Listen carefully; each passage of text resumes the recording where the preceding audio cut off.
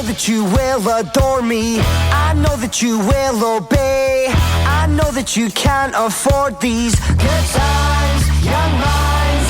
I've mastered all these great flavors. You're willing to stand in line. I'm losing my goddamn patience. Young minds, yeah, young minds.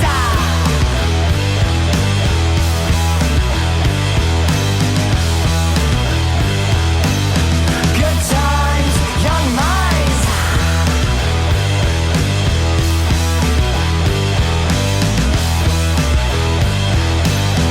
Your minds, your minds. I'll sing it wrong and you'll notice I'll often disengage. The ship is often sinking. I'll whistle back and you'll know this. I'll often misbehave. Get freaky now, go crazy. Your minds, yeah, your minds.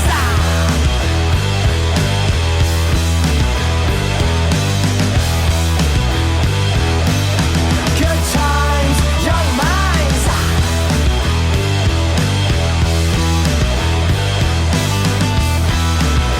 Yeah, your minds, your minds.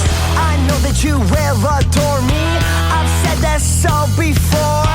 It's bitchcraft cause we made you. We roll with the yellow movement. Bulldoze the barrel on stage. I think I found my calling. Your minds, your minds.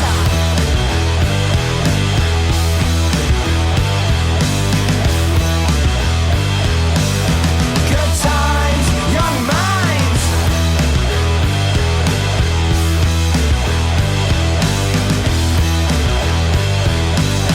Good times, young minds.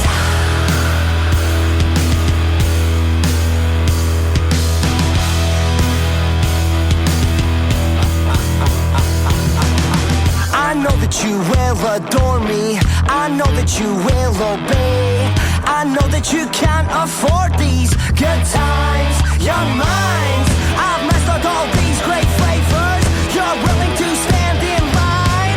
I'm losing my goddamn patience. Your minds, yeah, your minds now.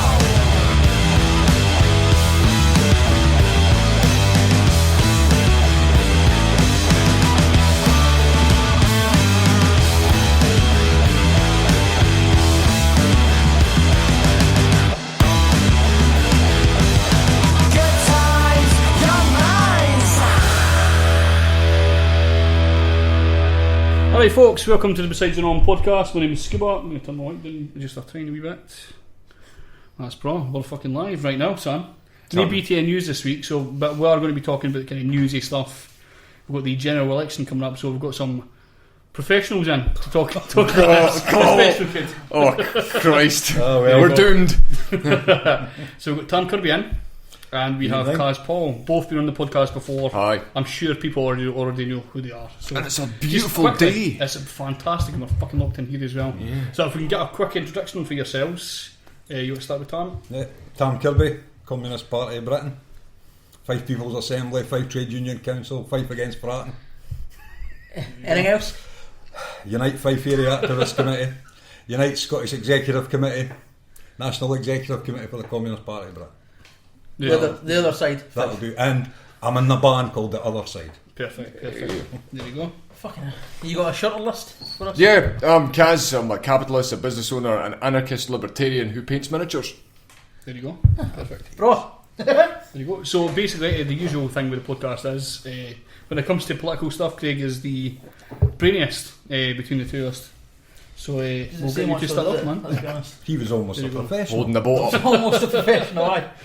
I was almost a career politician. Aye. I felt kind of weird saying you were like the brainier of the two, but Are you a politician only when you're elected, or are you a politician? I didn't really care. I don't even know what. did you not have this conversation before? Well, I've had this conversation a few times. I think it depends on how many I lies think you I'm a tell. wannabe politician. Right, wannabe politician. Aye, but You've I'm not too told truthful. enough lies yet. I've not. Well, see, you can't start telling lies until you're a career politician. Right, that's So I need to get elected before I start. You need to get elected So first. because it was Sneak my, the lies in later. Aye, Yeah. because it was my first election, I had to be truthful with people Oh, and yeah. say, I don't know, fucking. That sucks. I've no idea what I'm doing.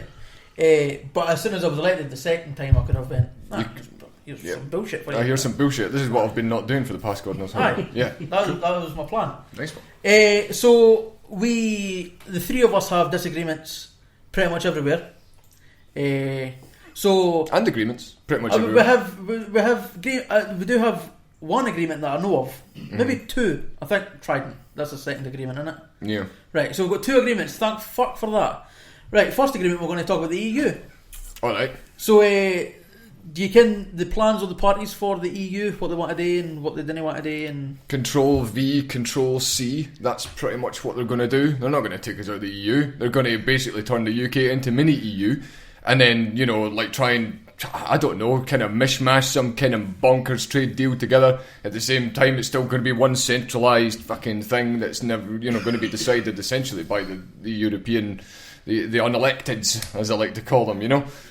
So I don't really know. I don't think there's any party apart from really UKIP that are kind of pushing, this whole, the whole Brexit thing. Like, I think everybody else is just kind of going, all right, we've kind of got to do this, so we're going to try and retain as much of the good part, quote unquote, good parts of the EU as we possibly can, which also ends up being some of the worst elements of the EU. Some of the reasons why I voted leave. I don't know about you guys.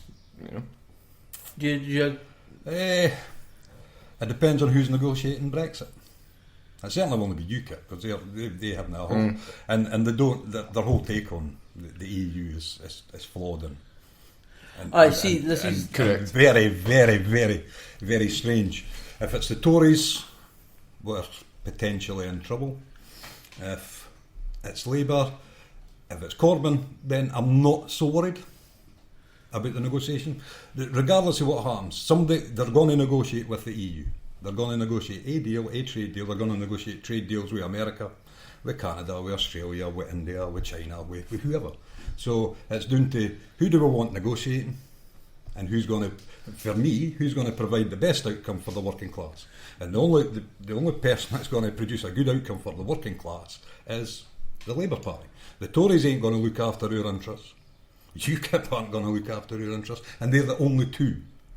And they're the only two that can actually do anything. The Tories or Labour. It's going to be one of them that's negotiating with the EU. so Labour wants to stay in the single market. No, they don't. They've actually committed to leaving the single market. Have they? Yes, they have. And it's in their manifesto. And Corbyn has actually said that. That says single market. Is They're Corbyn for or they're- against EU? That's one of the things about the whole negotiation thing. You can't say Corbyn because Corbyn's part of the Labour Party. Corbyn himself in the past has been on the side that the Communist Party has been on, which was coming out the EU. Yeah. For all the reasons that we see, it's run by corporations for corporations, and that's it basically. But it's the Labour Party we have to talk about, and Corbyn is going to have to modify to suit his party because that's called democracy. And whether you agree with the democracy or not, whether you agree with the democracy or not, that's what happens. My party's democratic, your party's democratic. Ours is democratic. Everybody's democratic. There is some democracy in there. So, but they've definitely said they're coming out of the single market.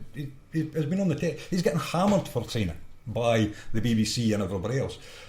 Yes, he's talking about he will have to negotiate some kind of deal with them, right? But it won't be what we've got just now, because what he's after and what I'm after, or my party's after, is we have to be protecting workers' rights. We have to be protecting all the terms and conditions, all the good things that the EU was supposed to be set up for and was supposed to give the working people of Europe. We have to protect those things because now. That's why I was wanting it. They're disappearing all the time. They're disappearing. So it's either Tories and whatever they do, Labour, and nobody else is going to have a choice in them. Nobody else is going to have a say. Well, anyway, that's true. The Lib Dems are coming out with a nice wee. Well, they want a rerun.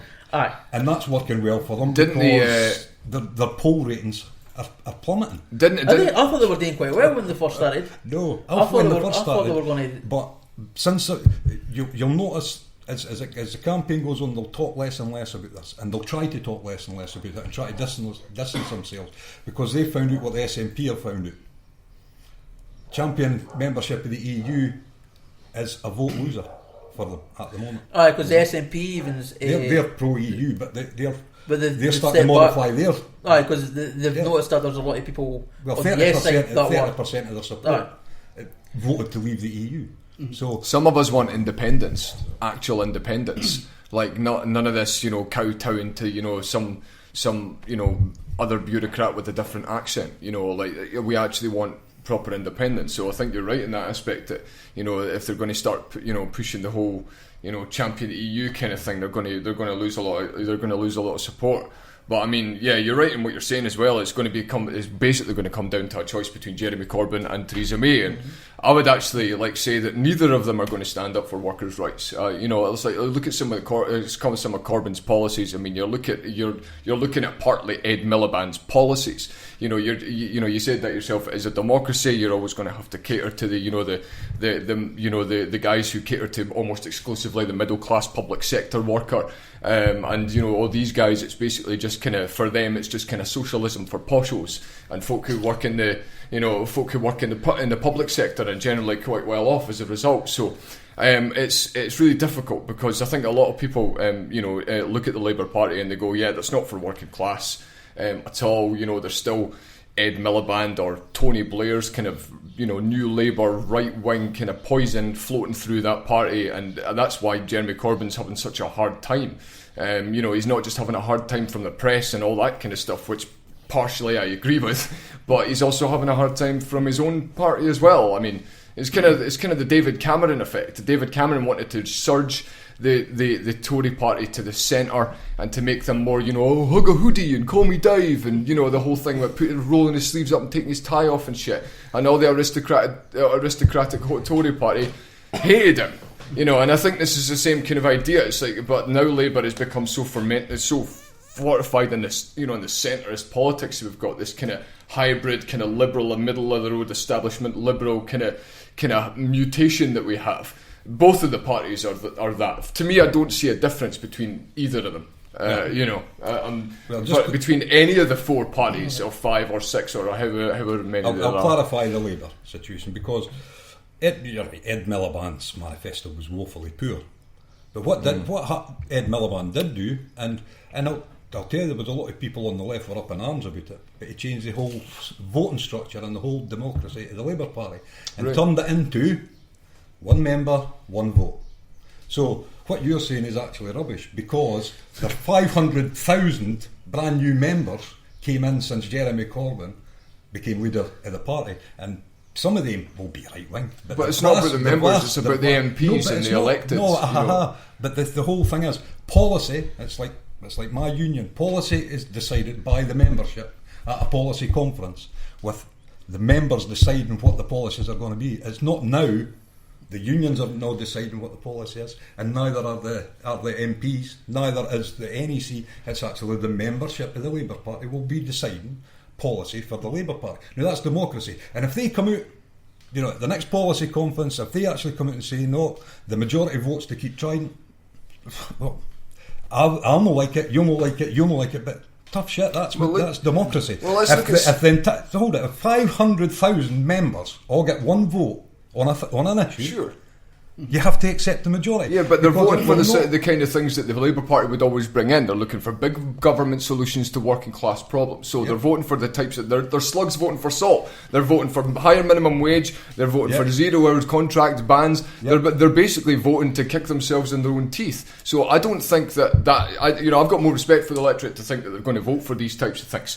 I think what the people that are voting for these types of things, like you're talking about people that want to ban 0 hour contracts. Half the folk that are actually or the folk that are advocating to get rid of these 0 hour contracts, which will just flat out lose jobs, are the ones that are not on them. You speak to people that are on them, you're talking about secondary earners, you're talking about women, you're talking about people who are students, people who have got maybe somebody in the members of the family they've got to look after and can only work very flexible hours. These are types of things that are really good for the working class. And then you've got, Mr. grew up in a mansion coming along and saying, no, you don't get these anymore. And then raising the barrier for entry to try and get into the work in the first place. So he's raising the bar to the minimum wage to stop people who on low skills and low experience from getting into the market in the first place. And then he's banning the only contract he can get. I'm sorry, but that's looking out for workers' rights. I don't want to be a worker. You know, it's like, you know, I'd rather disassociate myself from the entire thing. Right. So Okay, let's talk 0 hours contracts. I mean, when 0 hours contracts first part came of out, this is a debate. it was meant for, well, the Labour Party are going to ban it. They're going to ban it. Fine. And when they first came out, it was great because it was to give flexibility to people that were looking after kids like myself and stuff, right? Totally. Which was a great thing. Unfortunately, you try going and telling people that are working in Sports Direct and in Amazon, and they're being exploited in every single hotel and every single fast food restaurant and every single Pizza Hut that they love being on a 0 hours There was contract. a study brought out by the Adam Smith Institute. my union, it does studies, and so does STUC. We both have a huge campaign to actually get this stopped. Why? Because the workers within these industries are saying to us, look, we didn't like these, we didn't want them, what can we do? I'd be interested to see that study. I'd be interested to see that study because there was a study. Check the Better Than Zero study, right? And check Better Than Zero and Fight for Five through Unite the Union, right. and check all the work that's been done at Sports Direct, because I can assure you, 0 hours contracts suits you because you're a capitalist, because that's what it is. What the free market economy, what they want, the ultimate aim of the free market economy is to have no state, no regulation on anything, by the way. So we're putting all our faith in Ratcliffe, of course, and any of us. We're not going to regulate him, we're not going to do him than a politician. He will run in and do whatever he wants.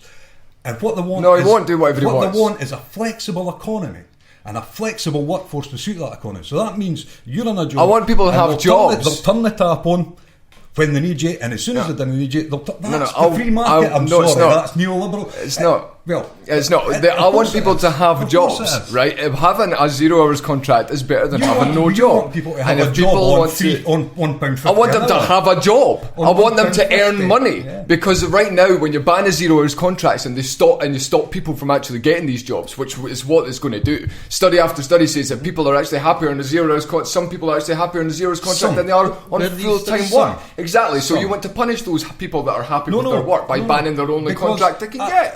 I can assure you that the Labour Party will probably put something into it if it's voluntary. Well, it's not in the manifesto. But I'm just saying, if it's voluntary, but that takes a lot of faith. Right, the difference being, you have to watch the regulation, because if you didn't have proper regulation, companies will just flaunt it. It's like the working time. Companies already flaunt light regulations. They lobby governments to get the light regulations in to cut out all the market. Jesus, right? So let's try and calm down, right? Right, so let's. I thought we were going to talk about the manifesto. Yeah, well, hang Well, on. that's part of a manifesto. Right, so try and get rational here, right? So, 0 hour contracts. I see where you're coming from. There are students, as you said, when they were first brought in, they were brought in to help people that were on struggling schedules. And they still do. So what you assume is that at some point in the future, Labour will bring in some sort of voluntary thing where a sort of 0 hour contract people that want it will be able to. Well, according to the manifesto, the manifesto said that we're going to replace it with something. What was it? Some number of hours. So that might be one, right? So how is that really making much of a difference? It seems to me that they want to just kind of virtue signal about the fact that people are being exploited, when in fact people are actually. Yes, I'm not going to deny that people aren't exploited on 0 hours contracts, but people are using these 0 hours contracts as a substitute for full-time work, and that's not what they're for. They're not for full-time work. You're not going to afford a mortgage on a 0 hour contract. That's part of the problem. Is you're living in a system where there aren't enough jobs to be able to guarantee people. And they want to enough. And they want to take jobs away by banning the 0 hours contracts, increasing the minimum wage, and all this kind of stuff. It's like, give us more jobs. I'll give you an example. The STUC, strangely enough, held the Congress this year in the McDonald's Resort in Aviemore. And the reason it was held there was Unite and mainly Unite were actually in negotiations with the management to actually allow unions to get in to have access to the workers.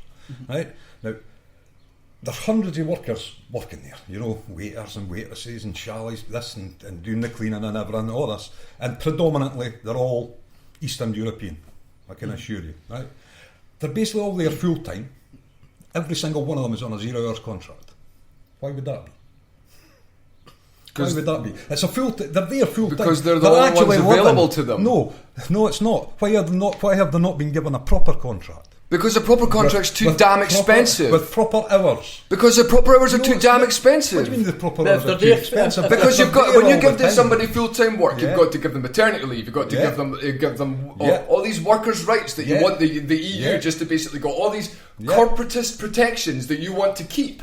That's what you're saying. You called course the, I want these you called the workers' rights EU. kept. You called the EU corporations working for corporations. I mean, you're exactly right, and that's what they do is they impose all these regulations on the little worker, on the small businessman, on everybody across the board in a standard kind of thing. So only the people that can afford to meet these regulations actually benefit from them, and anybody who can't afford to meet the regulations either has to make cuts. They have to cut jobs. They have to lower staff. They have to either absorb that cost and then put it onto the consumer, which is bad for the economy and bad for workers who are also consumers. They're not just workers. They don't just work and then give you all your give all their labour away. They give it in exchange for money, and that money then they can spend on things that these producers then buy.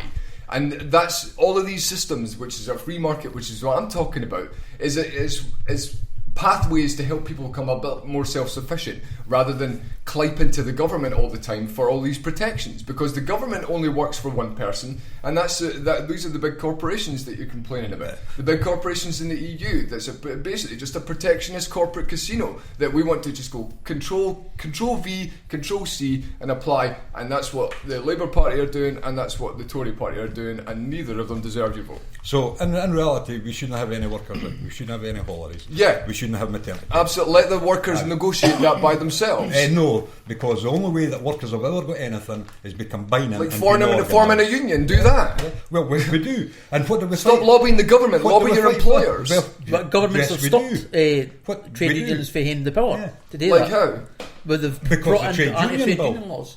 Well, I don't agree with that. I don't We agree have with the- anti-trade union laws. we I have think the- you should be able to if workers want to combine together to say we don't think that we are being treated well enough, and then appeal to their employer and say to the employer that if we want to get extra benefits, if you want to keep us as a collective, I think that should be absolutely fine. I'm an anti-government person. The regulations you're talking about are regulations on ordinary people. It's just that people have got this idea in their head that there's the workers and there's the rich people, and the rich people are inhuman waste, and the workers are all these oppressed victims, and it's nonsense. What we need to do is we need to just drop this veil that people are little insignificant victims and that it can actually help themselves, and then stop all these regulations from locking all their ability to help themselves out in the market, like the minimum wage, like all these massive costs that the Tory Party are imposing on these types of things. You're talking about regulations from a left-wing perspective. My God, there's nobody more left-wing than the bloody Tories right now.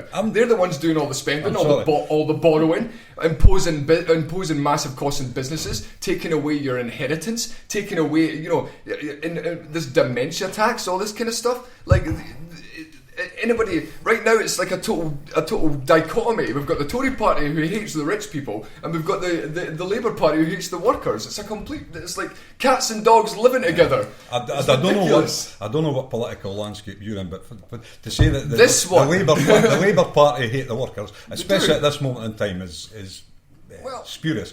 The Labour Party have put forward a manifesto, and I'm 54-year-old, so I've seen a lot of manifestos in my time, right? And this is the most radical left-wing manifesto I have seen from a Labour Party in decades. So why are they renewing Trident now? That's democracy. They did it.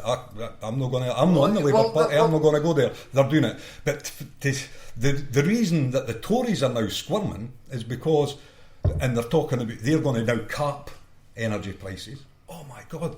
Last year that was a communist. That was exactly communists are going. I'm telling you. No, but now because Corbyn's talking about actually creating a national energy company to go into competition with the SPIVs, then now we're going to cap it.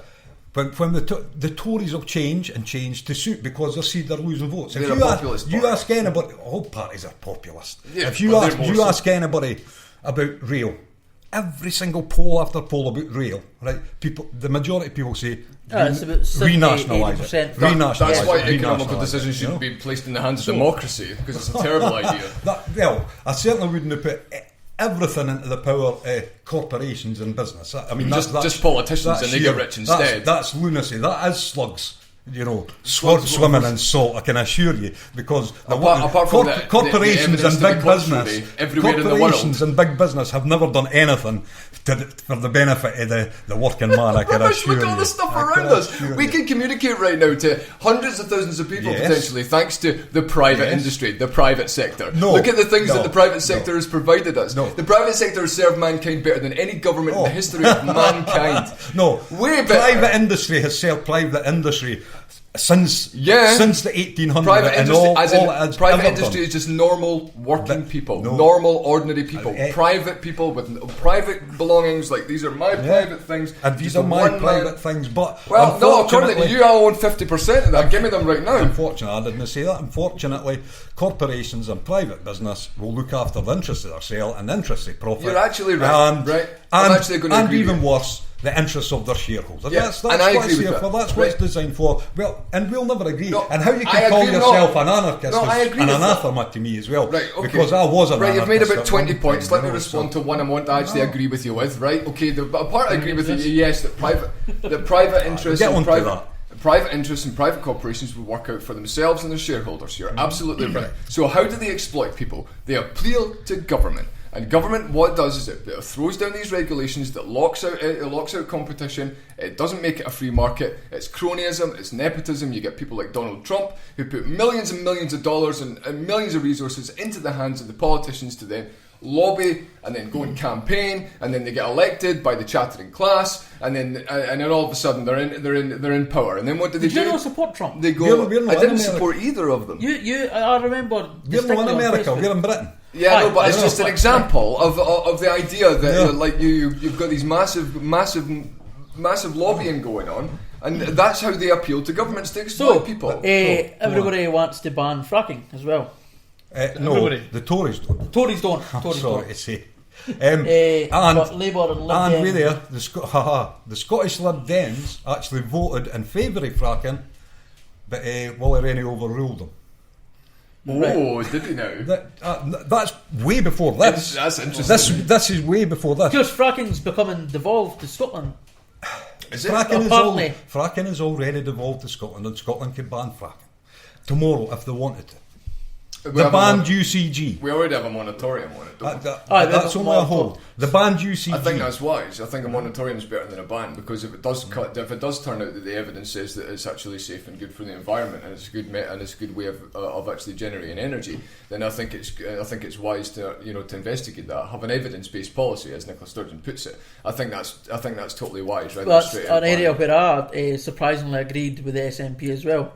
Labour voted for a ban, and then the fact that the SNP voted against the ban to attack the SNP, and then a lot of people for the Labour Party and a lot of socialist parties shared a guy. I can't remember the paper he was in.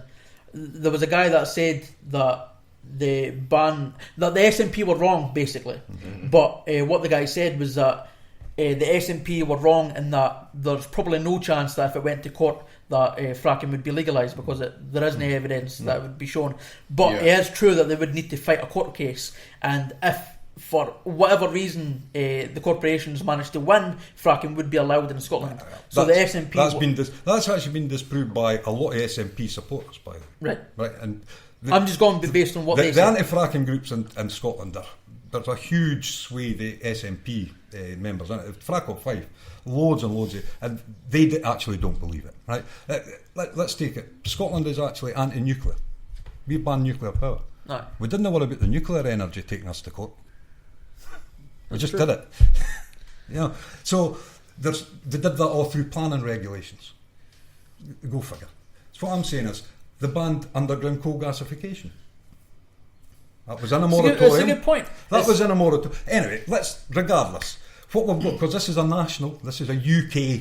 So I'm not wanting to be slagging the SNP or Oh no, let's do that. Let's slag the SNP. No. I think none of us like the SNP. That's an enemy we've got to But what we have now is, I kind of agree. Scottish Labour played a wee bit of politics with fracking, right, in Holyrood.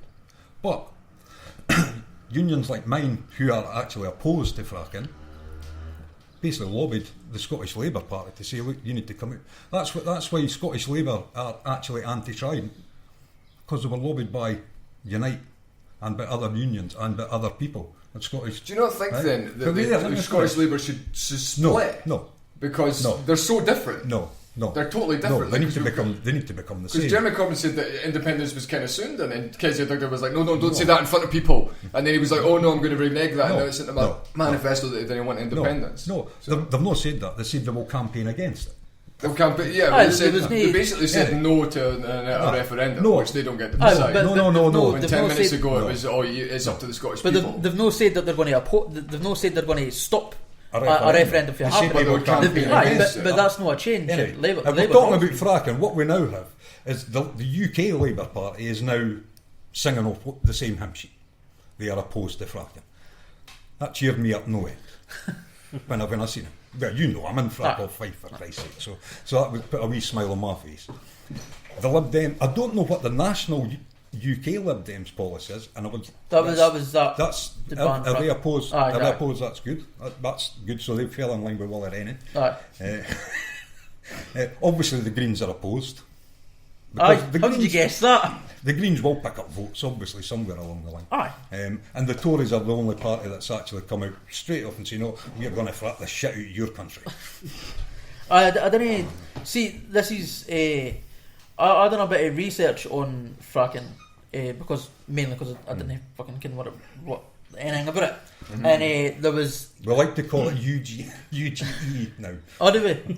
Oh, well, I didn't ken anything. Unconventional gas extraction. I didn't ken anything about UGE. Us loonies. So I was searching for it, and there was a lot of claims that fracking is safe if it's done right, but no one seems to want to do it right. No, it's basically every instance of fracking going wrong has been down to human error. Pretty much. No, like, or the fact that it's just a stupid thing to do. Also, that was the providing thing. energy to people that desperately need it isn't a stupid thing to do. There are billions and billions of people over the world that depend on fossil fuels, and it's really good. It's really easy for us in our ivory tower in the West, you know, with all of our wealth, to say, yeah, you guys can't have your industrial revolution because we've had ours and we fucked it for everyone. So I think we should actually be providing the people with what they want, so people in China don't have to burn shit to stay alive. Well, we actually burned shit in Long Garnet. I don't think you should have to do that. Well, we did. Well, I don't literally think you should have to shit. do that. Yes.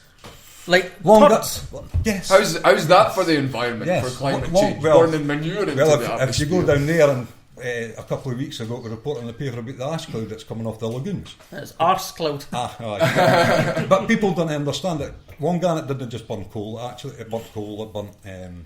I didn't ken about It this. burnt wood at times. It depended on what they got, and it did burn human waste. All the human waste. Obviously, it was all dried out, and it was because it's put into a fine powder that'll combust. Oh, bro. I only know this because we used to take your trainees down there, and we used to get a visit room. As punishment. No, to see the bloody wonderful thing generating electricity. You know, it was a coal. Me, I don't know, and probably Labour are the same, and I don't know about other parties. The Green parties aren't, but certainly Unite. We believe at the moment in a balanced energy policy, because we're not like the Greens that think that next week we could all switch every power station. I'm with you. Switch every power station off. Well, all renewables actually are backed up by fossil and fuels. and the wind will do it. Yeah. But what we should be doing is, you know, we've got the money, we've got the resources. We should be spending that money looking at tidal.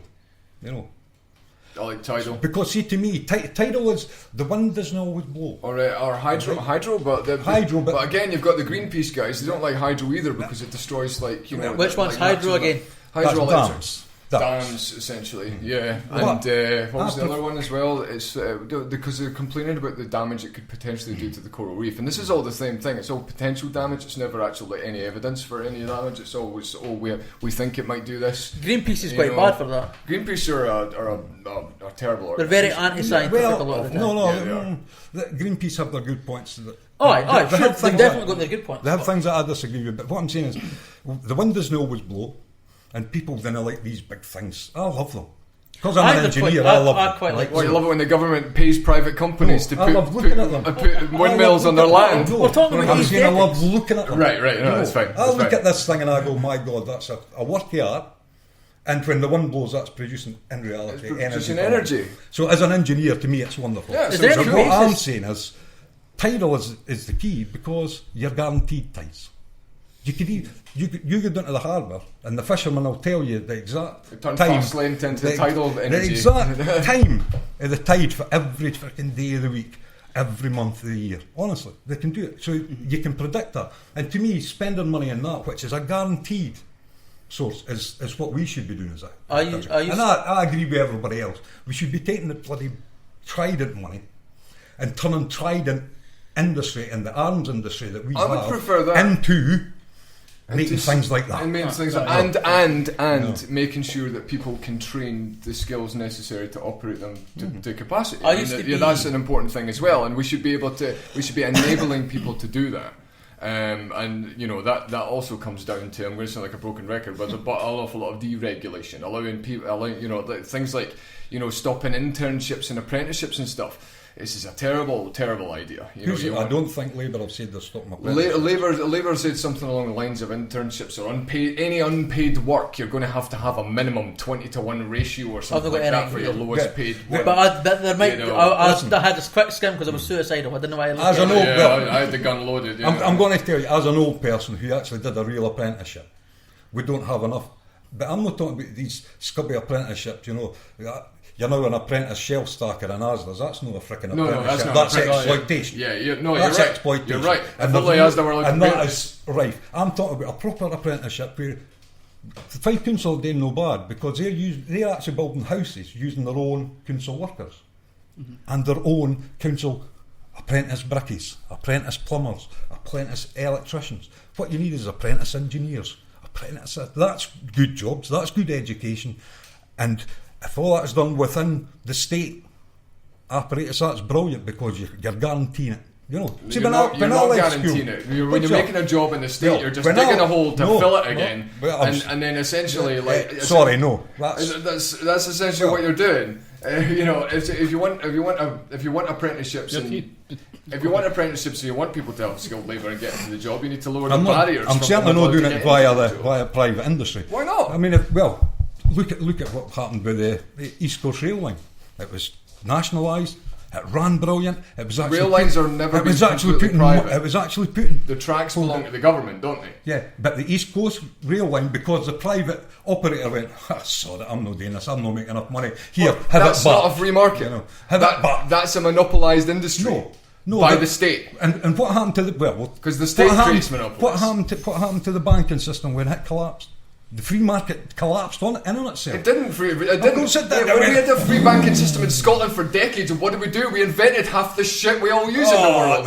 I'm not getting into that either. That's rubbish. We're absolute amazing minds. We had Adam Smith. We had Alexander Graham Bell. All these amazing inventors and minds and stuff that were able to release the shackles of their state oppression and be a fantastic human beings. That's all I'm talking about when I'm talking about getting rid of the state and letting people be people and let them actually trade their labour however they want to and sell it however they want to. You want to come in and say, no, you're not allowed to do that way, so I'm going to put a gun in your face and say I'm going to do it another way. Well, I'm not talking about guns because I'm a you are, because I'm a pacifist and I don't believe you're not in a pacifist violence, because you would vote for a government to put a gun in my face to give me to take my money off of me to spend on your pet projects. If you're going to appeal to a government to do it, you might as well do it yourself. Right. Okay.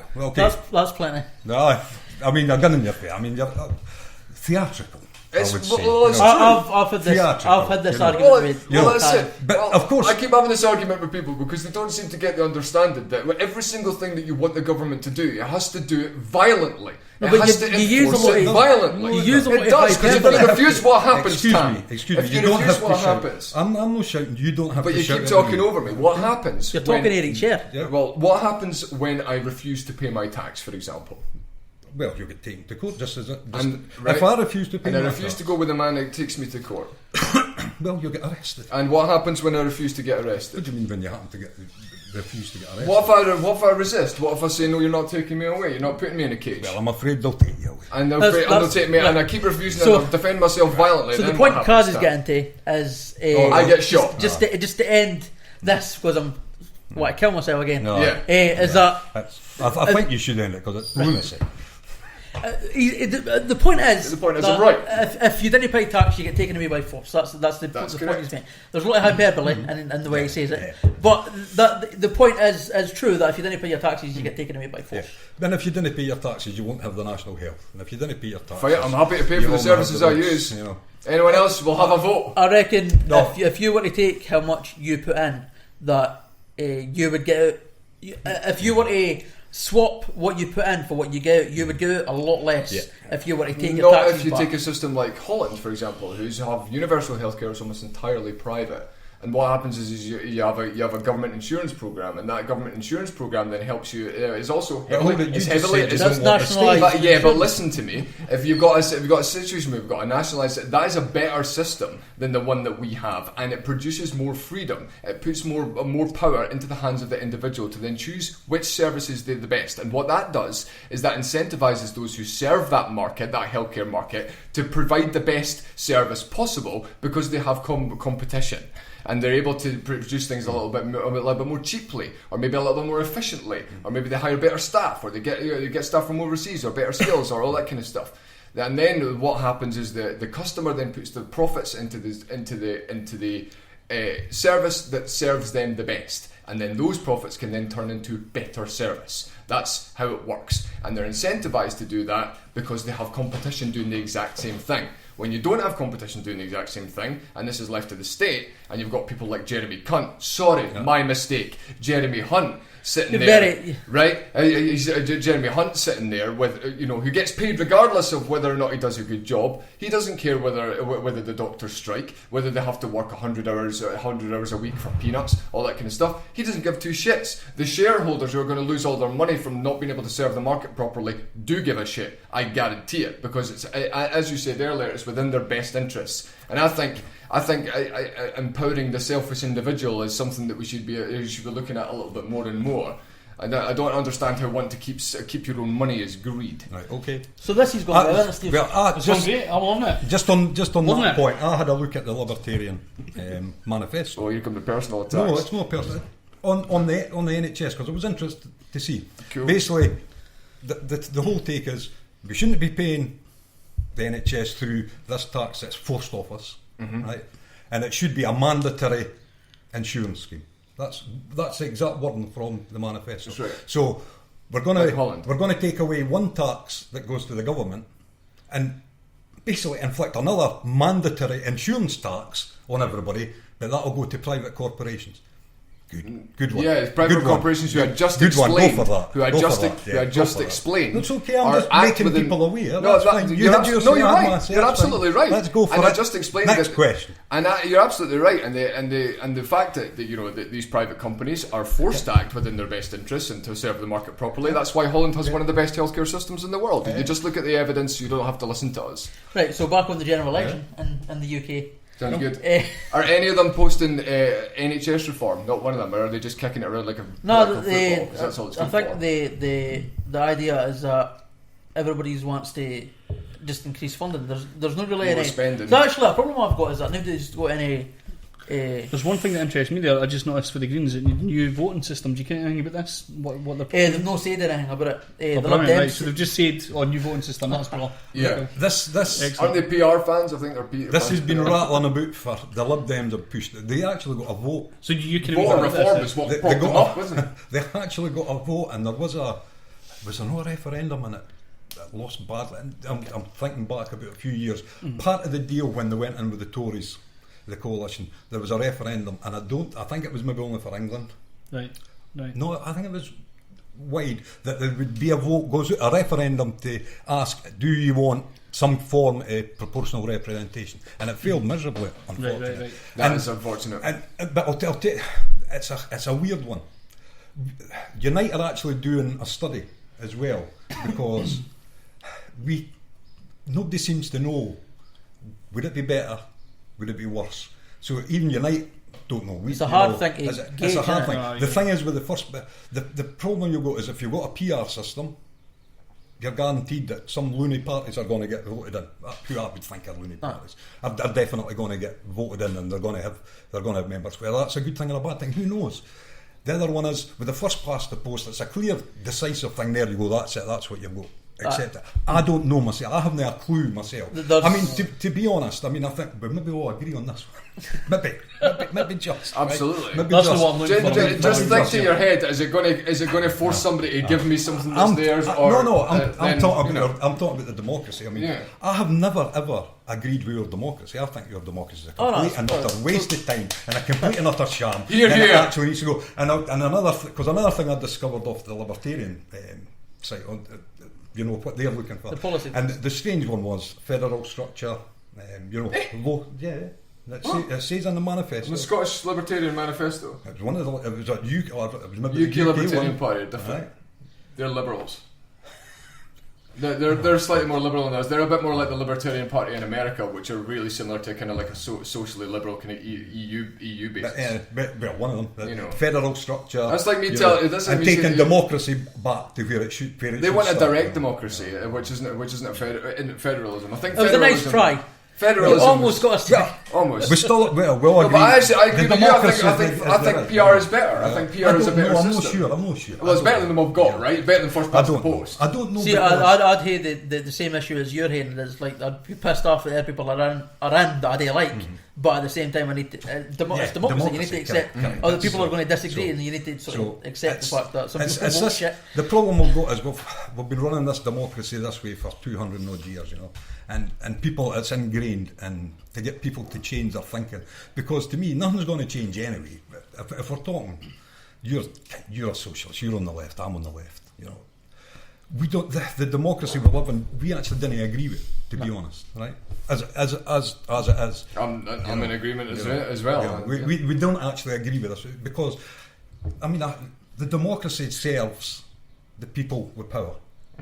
All democracy do it in the world at the moment. Pen holders. So the real bourgeoisie. It's changing it into it's something that we could all sit here. But the problem we've got, the news, we're stuck with what we've got, and we're a minority. We're all a minority.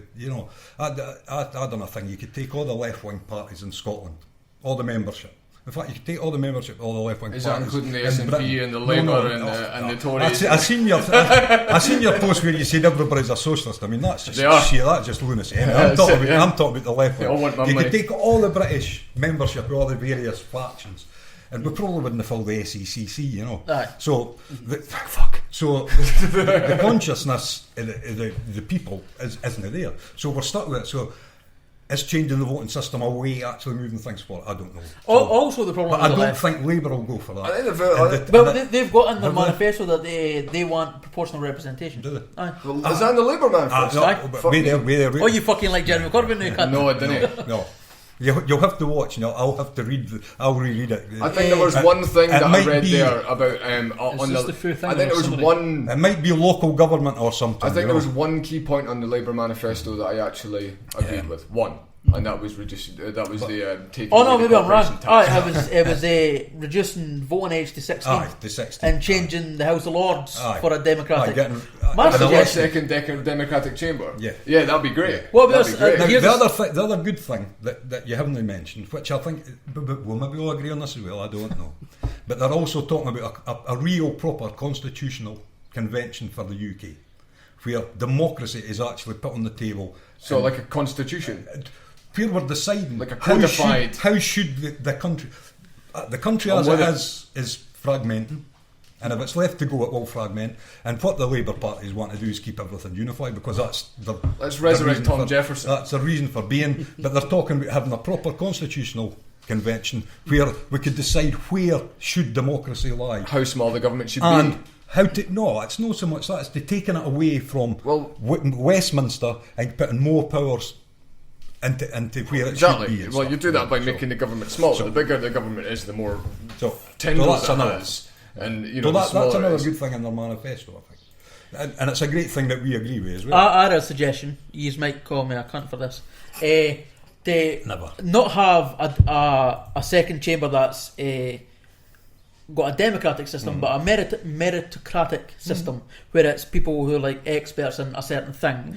So it'll be an expert in science, and there'll be an expert in fucking education or whatever. Instead of, because Lords are there just making their opinions on fucking laws, and there's no basis for what they can. There's nothing there. So if the first chamber is like that, why have a second chamber that's exactly the same?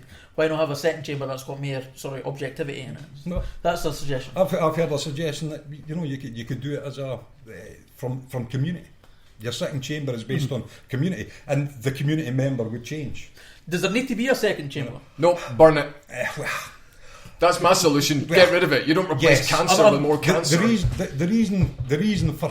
reason a second chamber is good is because if you were to have a vast majority, say in the first chamber that's in reality making all the laws, and you've nothing there to put a check on it. What's the ones that's happened? There've been a few things around the welfare stuff that the House of Lords actually stopped. Right, and there was all us socialists that want to burn the thing down to the ground, right? And we're actually sitting there fucking applauding. Thank fuck they were there. I was depressingly one of them. So that's why I'm saying a second chamber. A democratically elected chamber is better than the House of Lords, but or a meritocratic. But again, what you've got is like, I don't care about some scientist's opinion on the matter. No, I mean, scientists are generally really shit at politics. What it would be, this is I'm just fucking roughing now. What it would be like, it would be a second chamber, but it would be different. It would be a group of advisors as opposed to people that would just vote on it. If you've got a so you would essentially make something like the IFS or the Office for National Statistics or something like that, like part of the when the SNP banned GMOs, which I fucking hate them for. Right? Yeah, I hate them for that as well. This is like if they were to put that that's forward, not anybody's manifesto. No, I can't. But if they were to put that forward, it would be a group of scientists and the second chamber that would advise. I'm kind of like a small council chamber. I kind of like the local aspect, to be honest. How would that work? Don't ask me. You fucking riff away. I've only just thought about it when it come up there, but certainly, I mean, it would work something like, it'd be something like the council elections. But you can do it through a freaking ballot. Whoever name comes out, you're the man. You're the booming. Oh, that'd be terrible. I know. I think that'd be but you didn't have to take it if you didn't want. It's like fucking court thing. What was it called? But no, there would have to be some form of voting for it. So somebody from that's representing the views of that area has a say, and it has a say on the whole wider things that's going on. It's I don't know. So it definitely has to be democratic. It has to be democratic because it has to work. It has to even carry on its working in the interests of the bloody people it's supposed to represent, if nothing else. And the only way you could do that is if people have even got at least a wee choice every couple of years to vote for somebody. So I was going to go into education, but I fucking lost whatever. The problem with education is it's devolved. No, it's devolved. So is it? Yeah. Fully? Yes. Oh. Yes, fuck it's that. devolved. Yes. Yeah. The NHS is devolved, housing's devolved, education's devolved. Right? Now, we're saying it's devolved. It's still intrinsically linked to what happens south of the border. Mm-hmm. So let's say the Tories win and they cut $3 billion for the education budget. I think it's about 10 or 11% of that would then be cut for the Scottish budget. Through the ban. That's pretty much the same with all of the services. Same with the NHS. So the NHS. So if the NHS gets a boost down south, then we get a boost. Yeah. But it's down to the Scottish Government how they spend it. Yeah, that's so although we're saying it's devolved, the money that's going into it, right. That's allocated is affected down there. I mean, at the end of the day, the NHS down there is in a worse state than it is up here. That's true. But there, I'm sitting today with a guy who'd taken his sister-in-law into the hospital for a serious operation, and apparently there were 6 people sitting, and at 7 o'clock they were told to go in because they were going to get the operation, and he got a phone call at about 10:30, basically saying there was no beds. And they were Mum had that a couple of times, but I've got a bit of a bias. I've got a bit of a bias. I seem to be unable to look at the NHS rationally. So if me and Kaz had a debate, which we've had a few times, I could speak to Kaz rationally about socialism and stuff like that. But on the NHS, I refuse to debate about the NHS. They're dogmatic, aren't they? But it's me as well, because I had 19 operations for the age of 13 to 16. Sure, yeah. I was in hospital, so I'm total irrational when it comes to the NHS. I'll give you the drummer in my band who is not political in any way and has not, he just goes with the flow, as all drummers do. Ended up in the hospital, and the NHS saved his life just before Christmas. Not that year, the year before. Right. And he come out and he said, Tam, this was his, you better fucking protect that NHS. He said, and we're doing a charity gig for it. As soon as you have a good experience with the NHS, I agree with the charity gig thing, because like I say, necessary services don't need to be funded by force. I like that one as well. That's a lunacy one. You know, we'll let the free How is it lunacy? We'll let the free market You're the reign, lunatic. You're putting the gun in my face. And basically, we'll have the free market run everything. And charity, That's right. it's like we're going back to the Victorian times when Except now we've got stuff like smartphones and cars and shit. you know what the Greens want today? Come on, then. They want, well, apart from nationalising rails, they want to ban diesel cars. Stupid. That's a bit radical, isn't it? Yeah, they're idiots. They're like not even in a good way. Weren't they 10 It's minutes a bit- ago telling us all to buy fucking diesel cars? Well, the Greens weren't, but everybody was. Yeah. You were actually. Was diesel meant to be better than petrol? If you go, the reason there's so many diesel cars, if you go back, Politicians don't know anything, mate. if you go back a few years, you were actually getting money for the government to trade in your old petrol car. And take a new, and if you took out a new diesel car, they would you would get some knocked off. So loads of people bought diesel cars, and the other thing was diesel at that time was way cheaper than petrol was. Mm-hmm. You know, so loads of people did it, but unfortunately, through all the scandals that have happened because of these corporations telling lies, because you know even if they're regulated, they just tell lies and just make up figures about emissions and stuff. You know, those government advocated corporations. So basically, funding. So basically, what they've discovered is diesel is now very bad for you. And then like in Glasgow, Glasgow's one of the most actually polluted cities in Europe at the moment, and at some times. So yes, the Greens want rid of all diesel cars. Again, I have to say, I like the Greens, but I think quite like the Greens. They should have stayed as what they are, an environmental lobby group. What I do like They're the not a Greens political for, party, one of their policies is to focus on defence and not offence. They refuse to start invading other countries. Who in here is going to disagree with that? Nobody. So that's what Everyone's not going to disagree with that at I all. thought we'd try and find some things because I knew this was going to happen.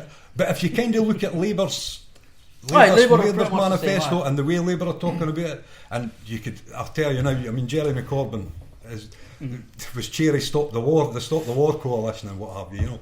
But it's not. So just why is he him, renewing Trident? For God's sake, Why is he renewing because Trident? his party, he's not a dictator. Well, he's a shit leader. Then he should be leading the party in the direction he wants to take it. Which he is. Well, he's not. He's kowtowing to all the Labour. It's called democracy. It's called and you and I have just been agreed that democracy is fucking bullshit, right? No, I said our democracy at the moment is our.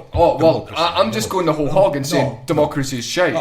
Like democracy is two wolves and a sheep voting for who's for dinner. Sorry. I have never heard an anarchist ever say that democracy is shite. What? Anarchy is built on democracy. No, it isn't. Yes, it is. No, it's built on individual. No, how can you empower the individual when you give half the country a jurisdiction over life? The free market is built on the individual. Anarchism is not. Anarchism is built on the individual. I was an anarchist when there was only really one type of anarchism. You know, not all these. What, the one that actually hated the state instead of filleting it all fucking day long? No, the one that goes back to the 1800s when it actually came in.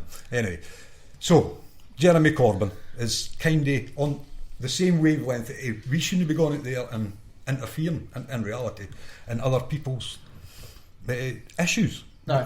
I don't trust that at all based on what Jeremy Corbyn said and what's in his manifesto. I think he's just going to be an equally as big a warmonger as anybody. Well, the problem is that you can't be Prime Minister without being a warmonger. Things like war are actually I'll say this is probably bullshit.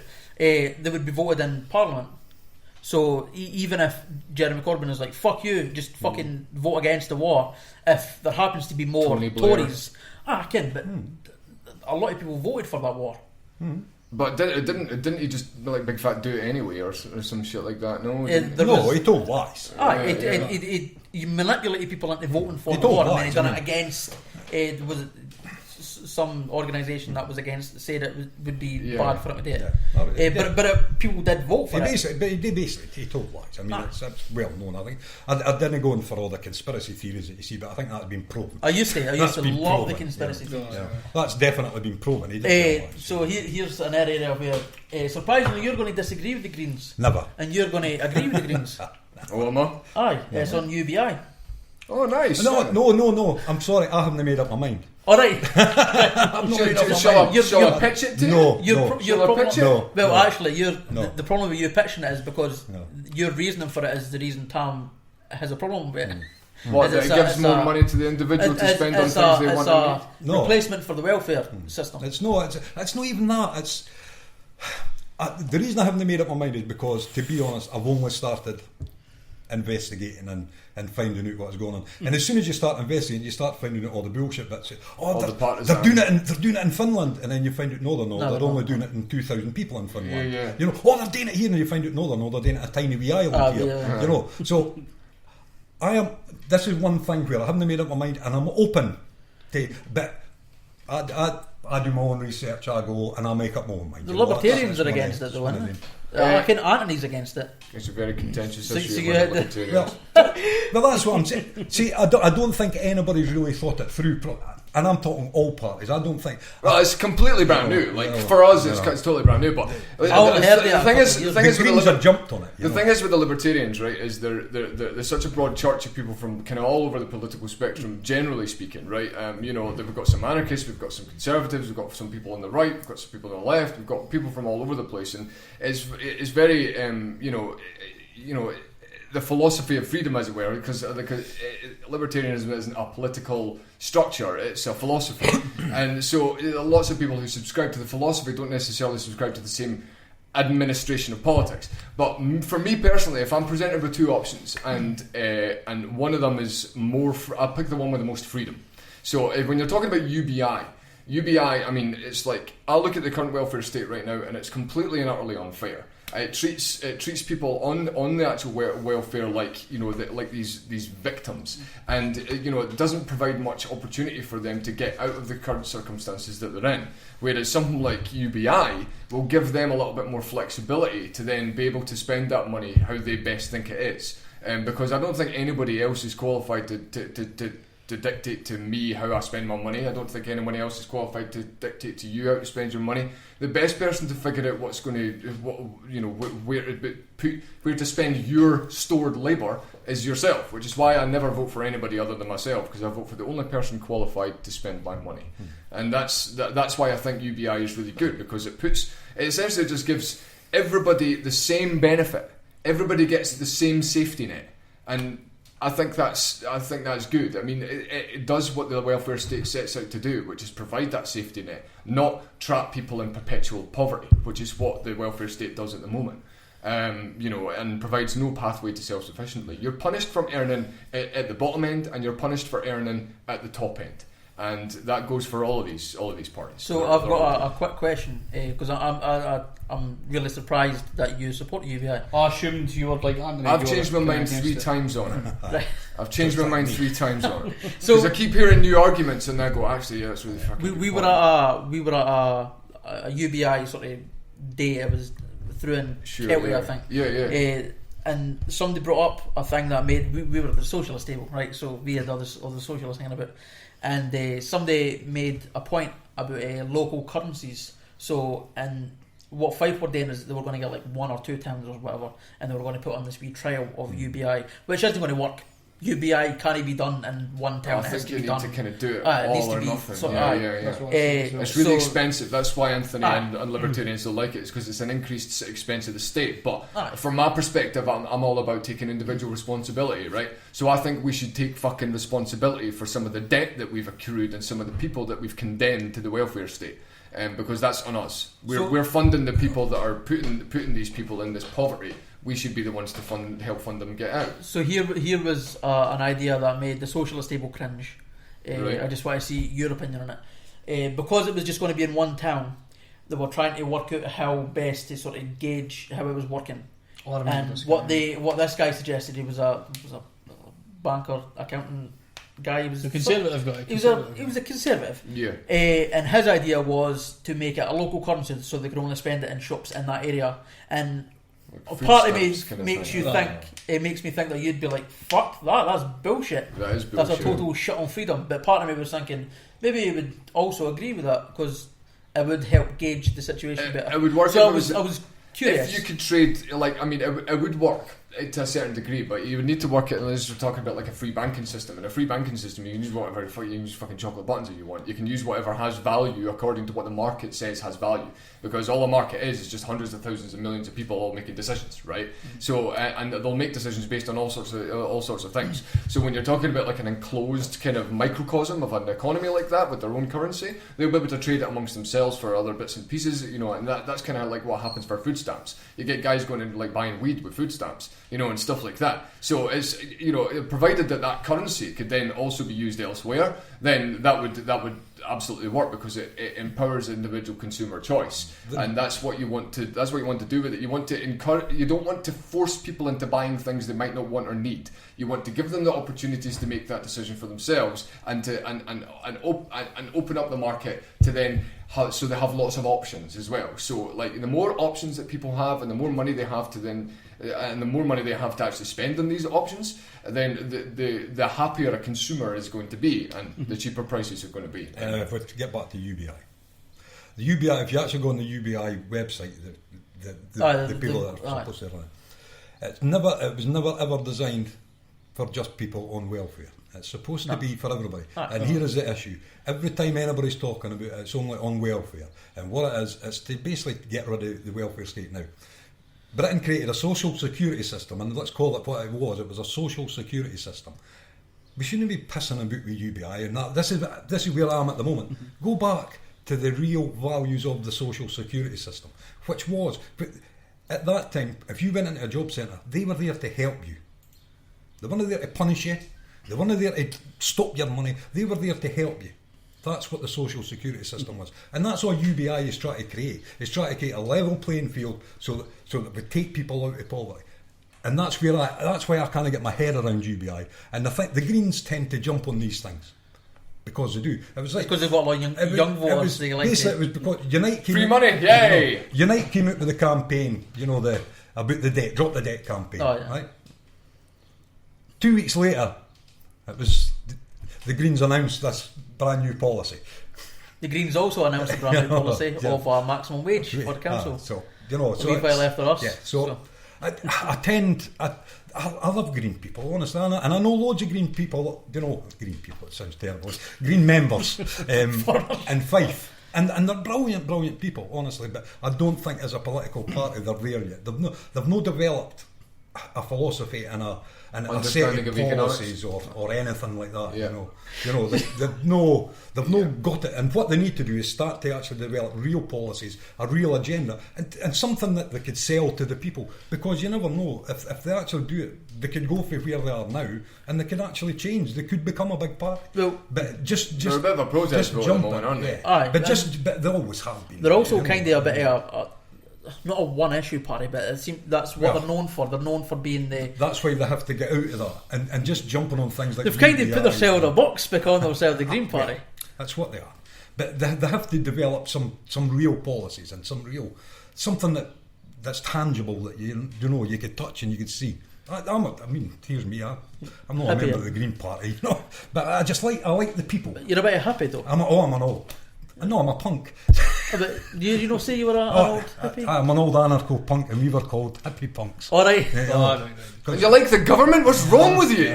What's wrong? You did it wrong, mate. I don't like the government. Where did we get this? I just said the because you want to nationalise things. You're supporting Jeremy Corbyn. He's the biggest fucking statist up there. That's because I'm a socialist. Yeah, and for some reason socialists love anarchy to the point where they want to impose a government on you. It's really fucking weird. You know. Right, so anyway, one of the last policies before we got into sort of you hate to be finished at 8:30 because I've got to go and get we're about to, so I'm a single dad, come on. Well, this is something you'll be dealing with shortly. No. The Lib Dems want to legalise weed. I think the Greens terrible, hate it, don't like it. You don't like it? No, decriminalise is a better idea. I actually agree with you. Yeah. I don't want I don't want Timmy's taxes all over my fucking weed. It's not. You didn't seem to be in favour of weed. I have a look. Because you were never a smoker. You've smoked this before. It's one of these things I'm not going to give an opinion because. Fair You're enough. interested, so that's Fair enough, mate.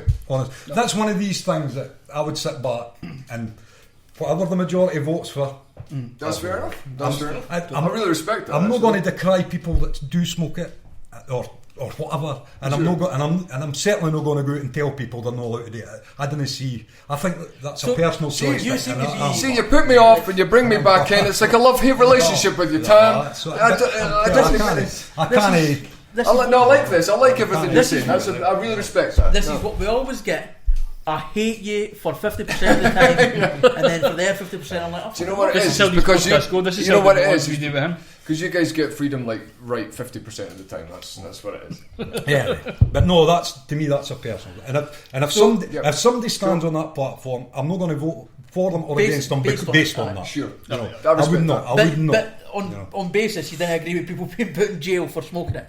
No, like, so I think we're definitely no. That's what 5 things we agree on. Definitely no. We agree on most things. We're doing pretty well. That's fantastic. So that's pretty much all. I do know people that smoked it and thought, you know, I'm a rapper. God, I'm never speaking to you again. He's need to look at this before he's gone. This is just some points. Just because I haven't. For this. We've not talked about anything conservative, guys. I've been saying this entire time, and I've been going, "Where's the Tory policies?" Because I think I agree about one of them as well. Well, I do. Increasing the personal allowance. Before we go, I was wanting to go because Tam's to go away by 8:30. At 8:30. You have to leave at 8:30. Right, so you've got about 5 minutes to get a Tory policy. Cool, nice one. I've got that shit that I sent to you. I'll make it easy. I don't like any of them. We could have saved a lot of time with the Labour one. Then I could have just said that. I made myself a promise that I would try and find 5 things in the Tory manifesto that I didn't hate. Usually, so I'm just going to pick out the ones that I agree with, and then leave the ones that I think are stupid liberal nonsense. I'm trying my damnedest here, guys, to get some kind of connection, but doesn't seem. We're good to go. Right, here we are. Right, okay. So they're increasing spending on the NHS. You agree with that? No. It's right. So I'm just going to point out it's pretty lefty. See, you know, you said they were taking 3 billion away from schools. No, I said hypothetically. Well, they're actually putting 4 billion into it, which means that the Scottish government will get a portion of that. So. Right, there was a specific policy, and it was in increase the personal allowance to £12,500 and the higher rate to 50,000 by 2020. I can agree with that but you want it to be 100%. Because taxation is theft. But that's been in their manifesto forever. That is the only thing. Basically, that's basically the linchpin for them to still call themselves conservatives. Because if they didn't have a policy like that and the one I'm about to say, then they couldn't possibly call themselves conservatives. There's a second one about corporate tax.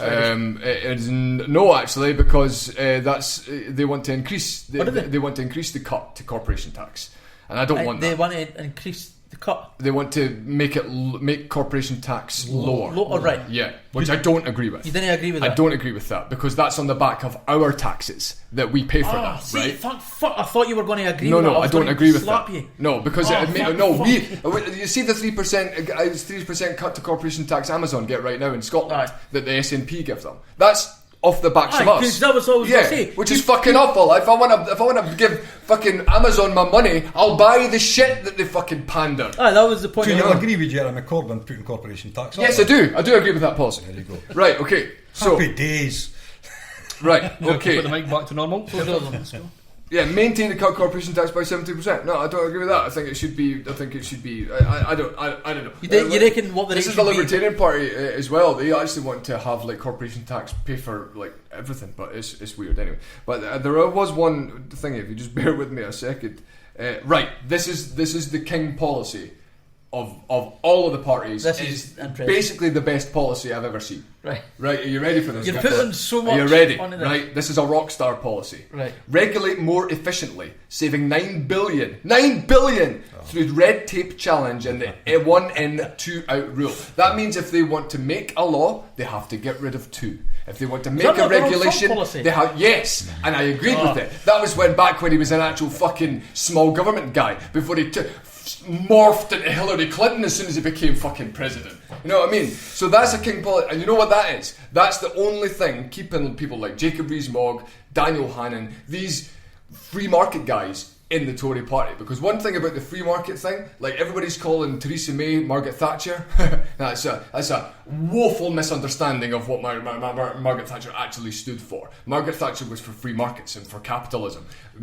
Theresa May is not. She's the opposite of that. And this is the thing, she's alienating that entire purple section of the political spectrum. And that's where we come in, because there are people that exist within that spectrum. Like the Green Party and the Green Party and Labour and all these people want to pretend they don't exist and want to force everybody into centrist middle classhood. But we know these people exist because they vote for Brexit, they vote for all these types of things. So we're looking to try and capitalise, for lack of a better pun, on that void in the market, and that's why we're seeing more coverage of the Libertarian Party UK on the telly, and we've got more traffic coming to our website and stuff like that now, because people are looking at the political climate and they're going, all these guys are a gaggle of thieves, I don't want any of them, and they're quite right, and you're saying quite right. So if there's anybody, any advice I could give away from this entire conversation is vote for somebody who wants to put themselves out into redundancy, and that's none of them so far. So, yeah. Just on that, I mean, Thatcher's famous one, because when she started launching the free market, the neoliberal economy, there is no such thing as society. There is only the individual and the family, and that's what he believes. That's correct. And that's exactly ultra right wing. That's exactly what I believe in. And just I don't last care year, what part of the spectrum. And just last year, Theresa May actually threw that on the bonfire. Because Jeremy Corbyn got elected and they had to go that way. Didn't believe him and think that the Tories have changed their spots because they're not. Because they are still right wing, they are still pro big business, I agree. And they are still capitalists, and they are still free marketeers, and they will still plough that. We get it, right? Okay, but the thing is you're making the distinction, is you're falling into the same trap that everybody in Scotland does, is you look at a Tory and they're all exactly the same. It's completely bigoted the way the Tories are treated in this country, and you've just displayed some of that attitude, because there are different opinions within individuals within the Tory party. What Theresa May is doing is she is kowtowing.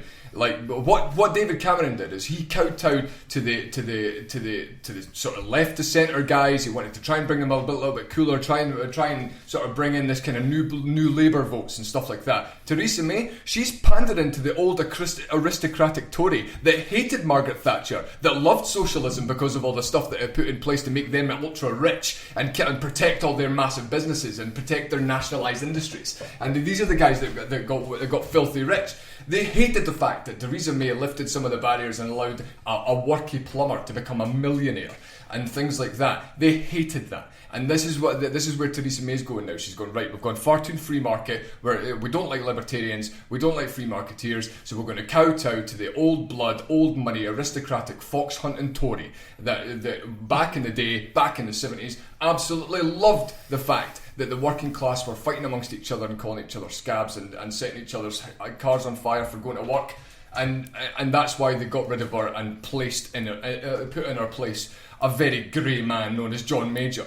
And then he brought it back and back to the centre again. Like you say earlier on, they're a populist party, they change all the time. But what Theresa May is doing is kowtowing to a specific type of conservative. There's not just one type of conservative in the entire Tory party. And believe me, the free marketeers are in the minority. So, basically, there's not much else left to talk about. Who do you think is going to win the election? Tories. You think the Tories are going to by a big? Well, I'm not voting. I'm not playing Theresa May's game. I'm not giving her. But do you think it's going to be by a big portion, or do you think it's going to be pretty? I don't know. I mean, the fox hunting thing probably hurt the most, which is really fucking stupid, because I've seen some of my mates are MPs and they're saying that I've been inundated with fox hunting shit, and I think I've had about 2 emails with about the homeless, and things like that. So we're all getting distracted. We're getting distracted with shit. We're getting distracted with horrendous atrocities happening in Manchester. We're getting distracted with fox hunting. We're getting distracted with stupid celebrities all coming in and sticking their oar in. I love it when they do that. Yeah, aye, let's listen to all these, these rich celebrities endorsing the big government parties. Oh, there's a big fucking surprise. You know what I mean?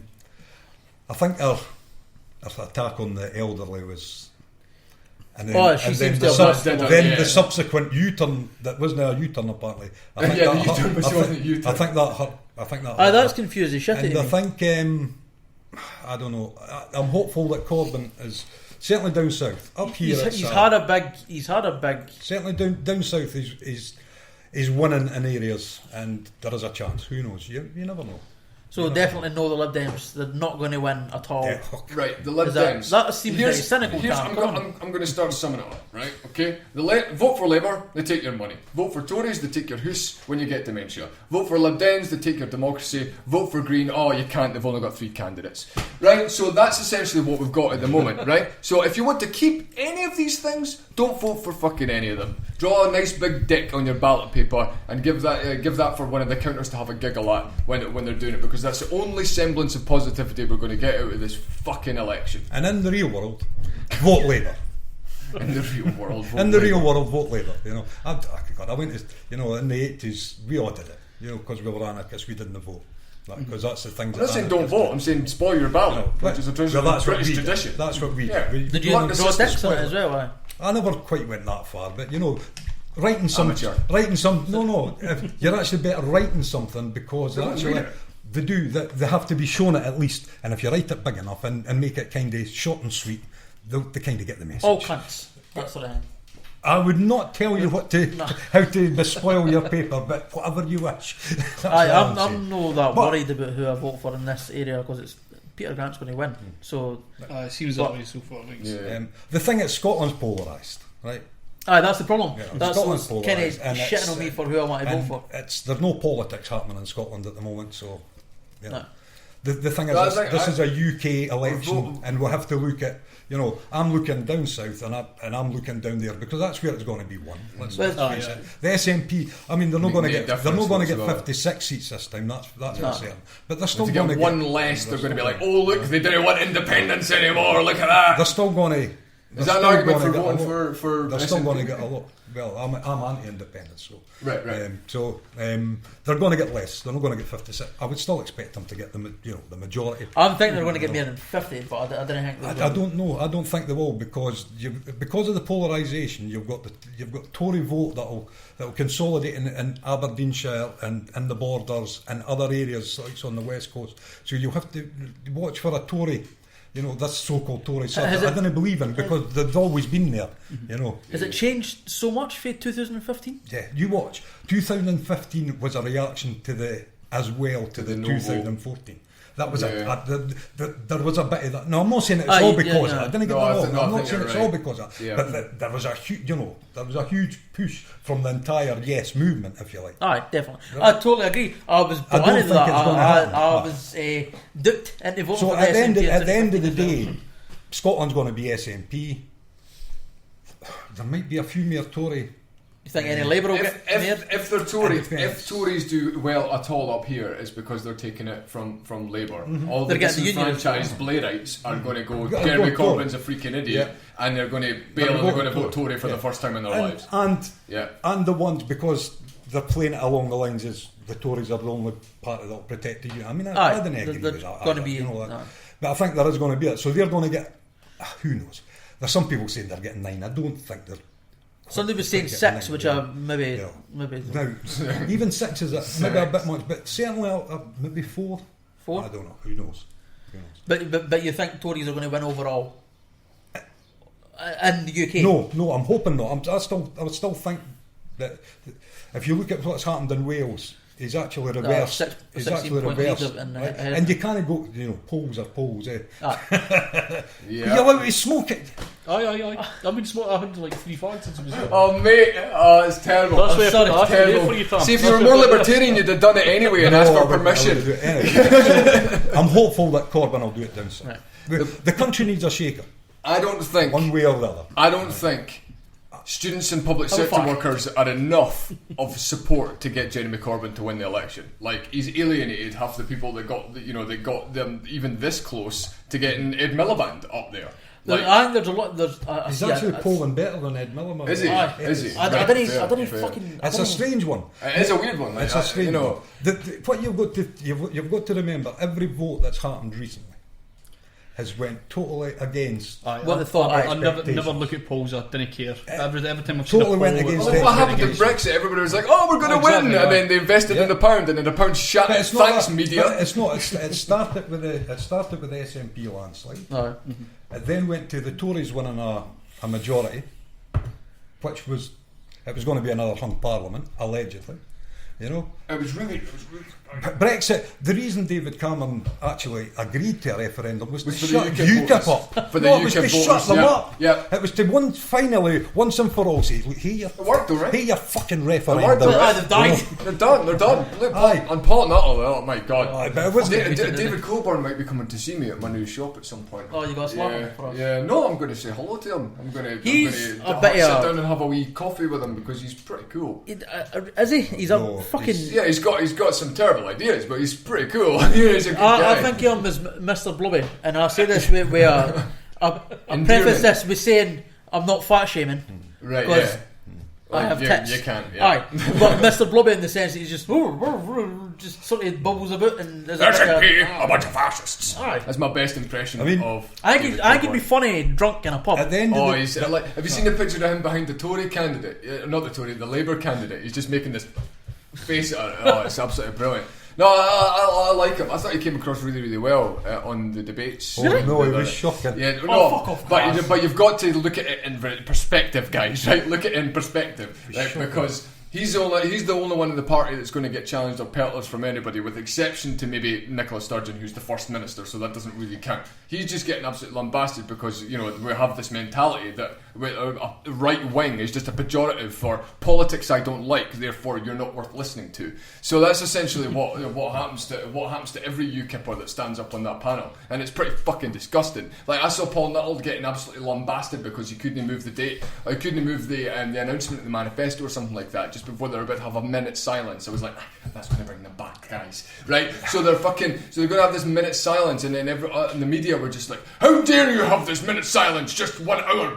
This manifesto, you're using the tragedy for political gains and all this kind of stuff. I'm like, lads, like, relax, hey, like, Jesus Christ, they get so much hate, it's unbelievable. Well, when you have a leader on a leaders' debate whose answer to everything is immigration, it becomes tedious. Aye, I know. Because that's everything to do with anything. It's I've got better it's arguments against his immigration. Immigration. I've also got a comment. But can I from just Face- finish the thing on these strange voting things?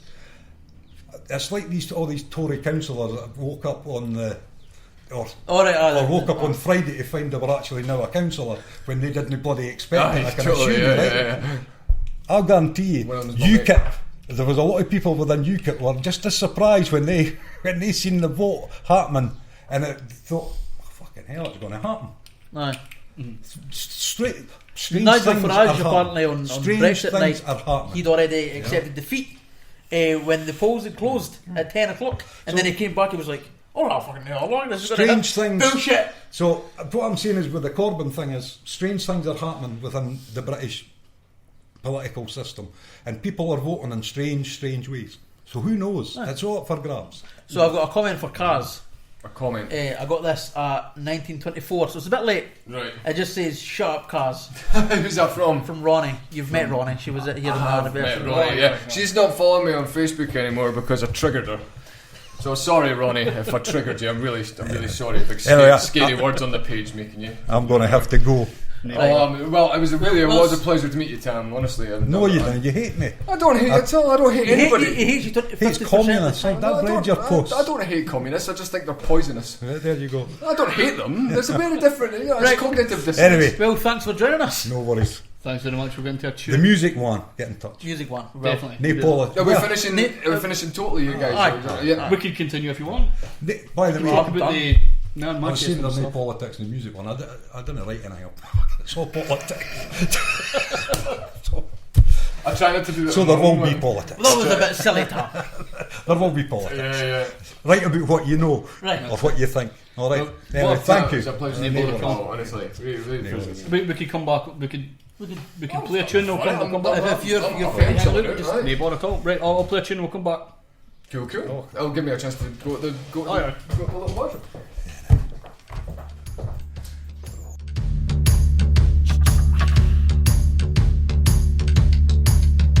Girl's taking me higher than bridges, and I'm afraid of heights.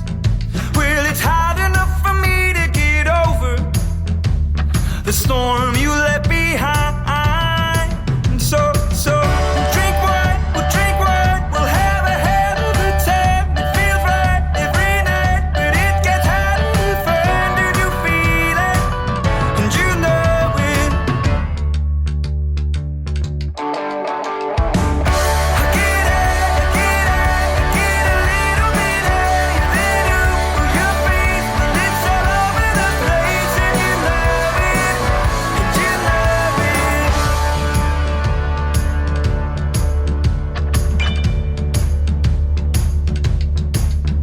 Well, I'm wasted by your reputation, and words that never lie. But I knew that it's whole occupation confined to the thoughts and the words of the past. So she gets loud, she gets a little bit louder than words in my mind. But it gets harder to find, and you feel it, and you know it. I get a little bit higher than you. Your face, well, it's all over the place, and you know it, and you love it. It gets loud, it gets a little bit louder than words in my mind. But it gets harder to find, and you feel it, and you know it.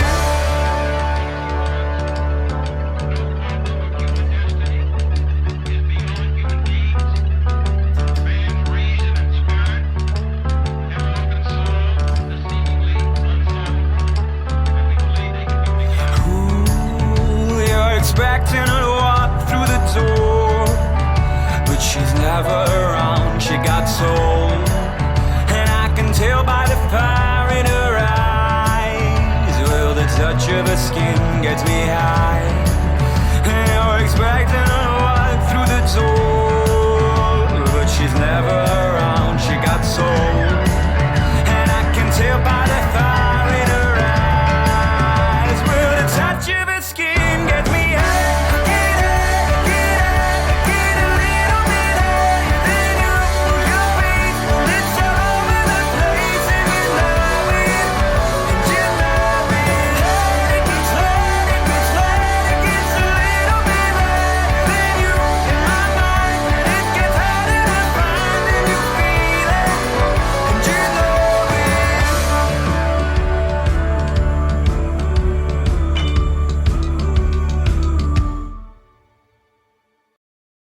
When Tam, I forgot the fucking camera was there. Alright. Sorry, I've got the thing pin there.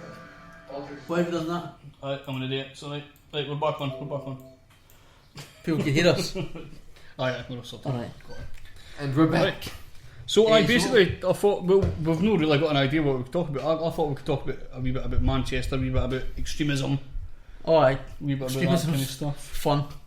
'Cause Yeah. it's a fucking polarising subject a lot of the time. I've seen loads of people ready to get on the slapping people bandwagon. You've got A lot of that. You've very much got two sides of this that are very extreme. This is one of the few areas where I'm a centrist. It's weird. Right, I've never- okay. it's Yeah. very rare that I'm a centrist. So you've got the one side that are saying all Muslims are innocent and ISIS aren't Muslims, they're just dickheads. Yeah. Then you've got the other side that are saying all Muslims are terrorists and we need to kill them on. The ex-UKIP woman that said death penalty for suicide bombers. That was amazing. I love that. That's It was pretty more than that, but it was. Yeah, I know She what was you talking mean. about right. Yeah. So that's one of the areas where I'm a centrist. And I'm like, yes, Because they're both wrong. Aye. Yeah. Yeah. I think. So- Like one of the things that I said about the whole you know, with fuck it, let's talk about Islam. It's really fucking the elephant in the room. I think saying that this is nothing to do with Islam is as dangerous as saying it's everything to do with Islam. It's just false. It's just flat out false. I think it's really important to help, you know, articulate, you know, adequate criticism against this specific type of behaviour. Yeah. You know, when I say, you know, these goat fucking savages have killed our children, right? I don't mean Muslims. I mean people who think it's soon to decorate their guts over kids, right? It's barbaric, you know. And I think there's an aura, or I keep hearing this from the right because, you know, I listen to the right. Is that people are too afraid to talk about Muslims because they're racist or might be called racist and things like that, and that's a problem. But it's also, you know, a problem from the perspective of, well, you need to fucking man up and be called a racist, because if you don't, kids are going to die. Well, here's the thing. I've criticised Islam and I've never been called a racist. No. I've been called a racist when I was when I first say something, they'll assume that I'm racist, but then you explain your point and they're like, oh, right, cool. So I've never been called a racist for my actual beliefs, but I've been called a racist for people assuming what my beliefs are. Sure, yeah. Right at the beginning of starting these podcasts, we watched a documentary from, I'm trying to remember what were the guys called again? Chairman of the board. They're a podcast based in, I think it was stopped now. Stirling. You've stopped now for some reason. Oh, no. But they'd done a documentary called Let's Talk About Islam, which is what I thought you were talking about there when you said that a wee while ago. Oh, right, yeah. No, wow. They'd done a documentary about that, sort of talking about we should sort of have Islam sort of under like a. We should be taking sort of more interest in what they're doing, sort of thing. Sure, yeah. Because obviously, like, there's a lot of people on the left that are like sort of scared to say certain things, and it's kind of hard to deal with a lot of the time. The thing that I've had to argue with people is that I criticise Islam, whereas a lot of people on the right are criticising Muslims. Oh yeah, that's it. And there's a difference there, because Muslims can be as left wing as you like. Most of them maybe aren't, probably aren't. I don't know. I don't know the statistics. But I'm going to go out on a limb and say, generally speaking, if any of these in the world, most you know, aren't. I would say most aren't. You know, a lot of them buy into the idea of having a theocratic society, but many of them don't. And this is where I get a lot of criticism from the right. Is that my solution to extremism and the idea behind having these extreme radical ideas is to open up the echo chamber. How likely are you to stop believing in the nonsense ideas that they believe in if you will get your head cut off for disagreeing with it? And like, you know, we're quite lucky in the fact that we've been born in a section of the world that has freedom of speech, freedom of expression, freedom of religion, these kind of values that adhere so well with other religions that don't necessarily seem to have this much of a problem. Now is what I'm saying. We've gone through the messy bit. We don't hang people for blasphemy anymore. We've come up with we've discovered that actually having a free marketplace of ideas allows the shitty ideas to go away and allows the good ideas to float to the top and become more empowered. So essentially what I'm saying is because a lot of people's knee-jerk reaction is we need to curtail immigration, we need to stop them coming here. And I was like, well, that's really good. How do you stop the ones that are born and bred in Britain from being radicalised? Which are the majority. Which are the all of them. It's like every single one so far. So I was like, well, what you do is you open up the dialogue. We're treating Islam in the same way that the extreme Sharia totalitarian nations in the Middle East are treating it, is with this layer of protection over speech. In the same way that we are being punished for criticising Islam in this country, in the way that when Kate Hopkins came out, the police started an investigation of her when she started coming out and says we need to stand up for ourselves. She said something along the final solution or something like that. She didn't say that. She said something along the lines we need to make a stand. These are our sons, these are our daughters, these are our... Right. And she came out and basically said that, you know, enough is enough, we need to take action. And people said this is racial hatred, blah, blah, blah, blah, blah. She never mentioned Muslims once. But because of who she is and because of who she writes for and because of our political leanings, she's been called that. So I think, you know, the police, the Met Police were retweeted saying, oh, we're investigating this as a hate crime or some shit like that. And it's just like, well, we've just become ISIS. We've just bought fascism with fascism. You know, this is what causes the problems here. And I think if we're able to turn around to a young guy and say, look, you know, these guys you're in cahoots with are goat fucking morons, and if you go and fucking deal with them, you're not coming back, or you know, it's something. If we can turn around to someone who we suspect to be one of these guys that are embracing nihilism and wanting to kill themselves and all that kind of thing, and that are being isolated from not just their friends and family but society as a whole, because we want to protect them. The first thing I saw when the Manchester attacks happened was, how can we make sure all the feelings of the moderate Muslims are protected? And I'm just like, fuck that, man. We need to actually be angry about this. We need to articulate an argument and decent criticism against this barbaric behaviour without it being associated That's the with thing. all Muslims. Anger isn't even necessarily helpful either. Yeah, You need sure. a practical solution, and anger tends to make you irrational. It does. And makes you impractical. Yes, most people will be angry. Even I was angry. I wasn't there. But just the principle, just the fact that people were at a concert and it was a nail bomb. I'm sure it No, was. forget Ariana Grande is like a wee pop princess, a fucking pop sweetheart. So the fucking real lassie, she's like totally 23 as well. Yeah, totally. Aye. Oh, real lassie, I'm fucking 24. I know what you like, mean.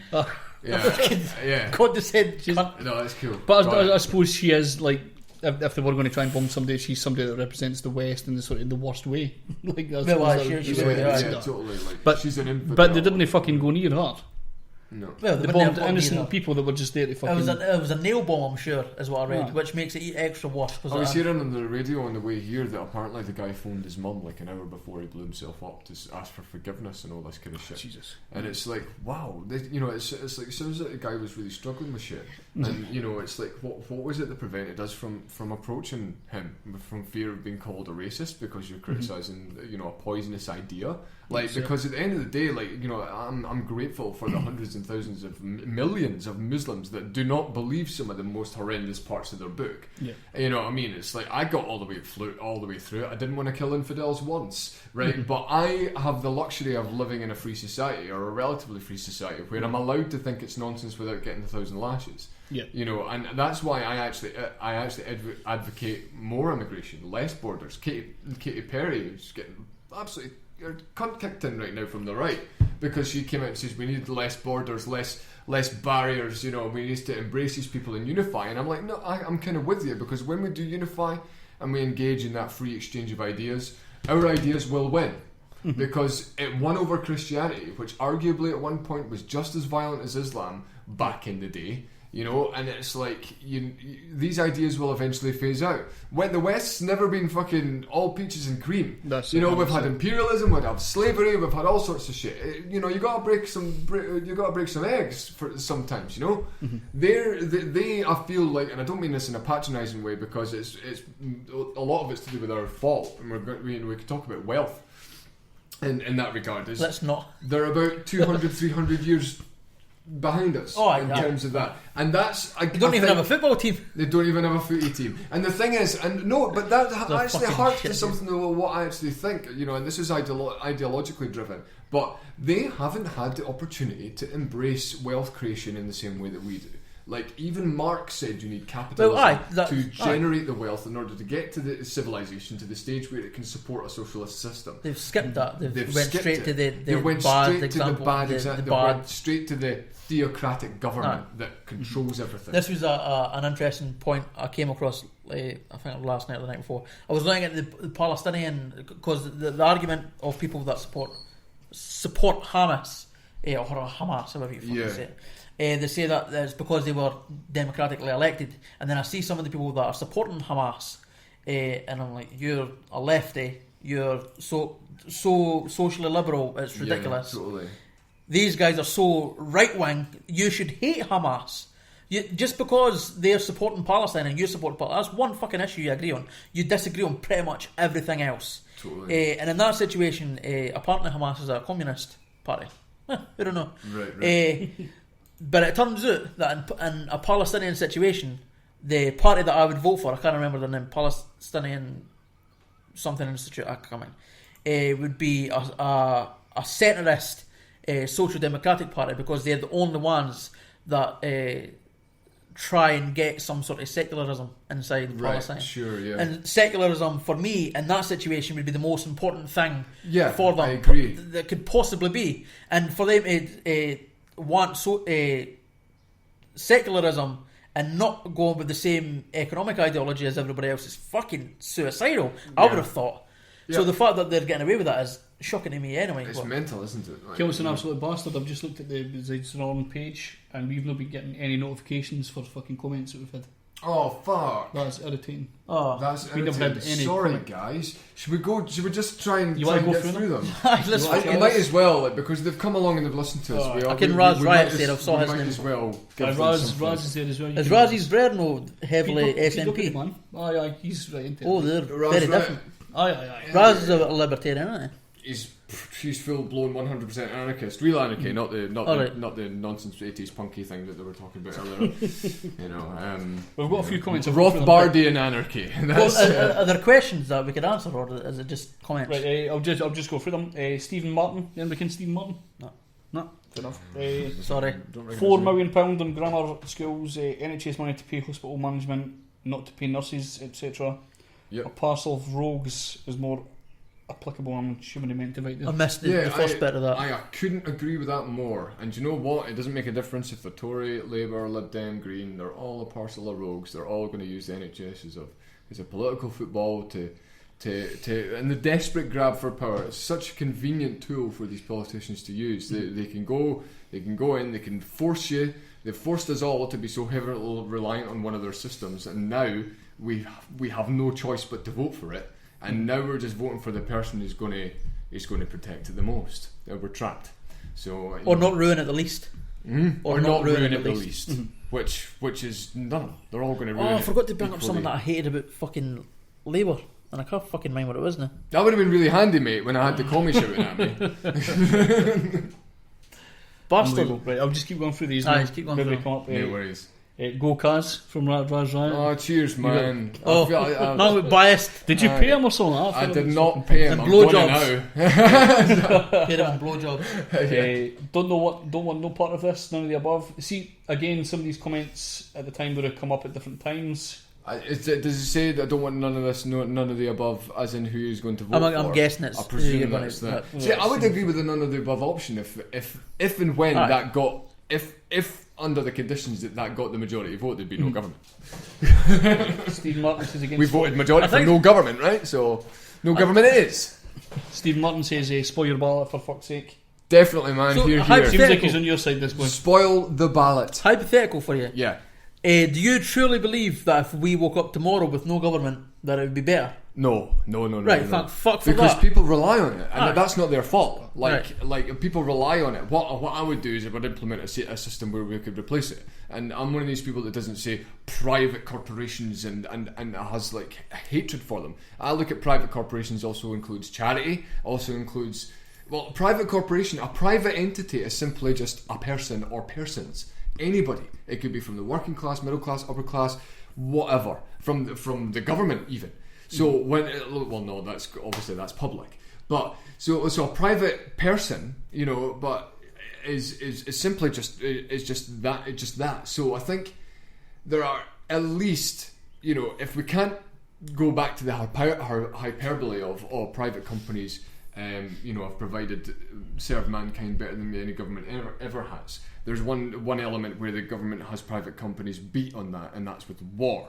So if you're in the market for war, you're going to need a government. If you're in the market for toast, then the private sector, and that goes like for food, healthcare, essential services. I think the private sector can pick up the slack. It already is. We're already looking at privatising elements of the NHS, which I think is a bad thing. It's a bad idea. It's a Tory policy to privatise parts of the NHS. Why would you privatise bad business? Who the fuck's going to buy it? So the people that are going to buy it are going to pay the lowest common denominator for it because it's a shithole. People only invest in good business that's profitable and puts money in their pocket to then spend on other businesses or the business that they've got to make it to maintain it and make it work.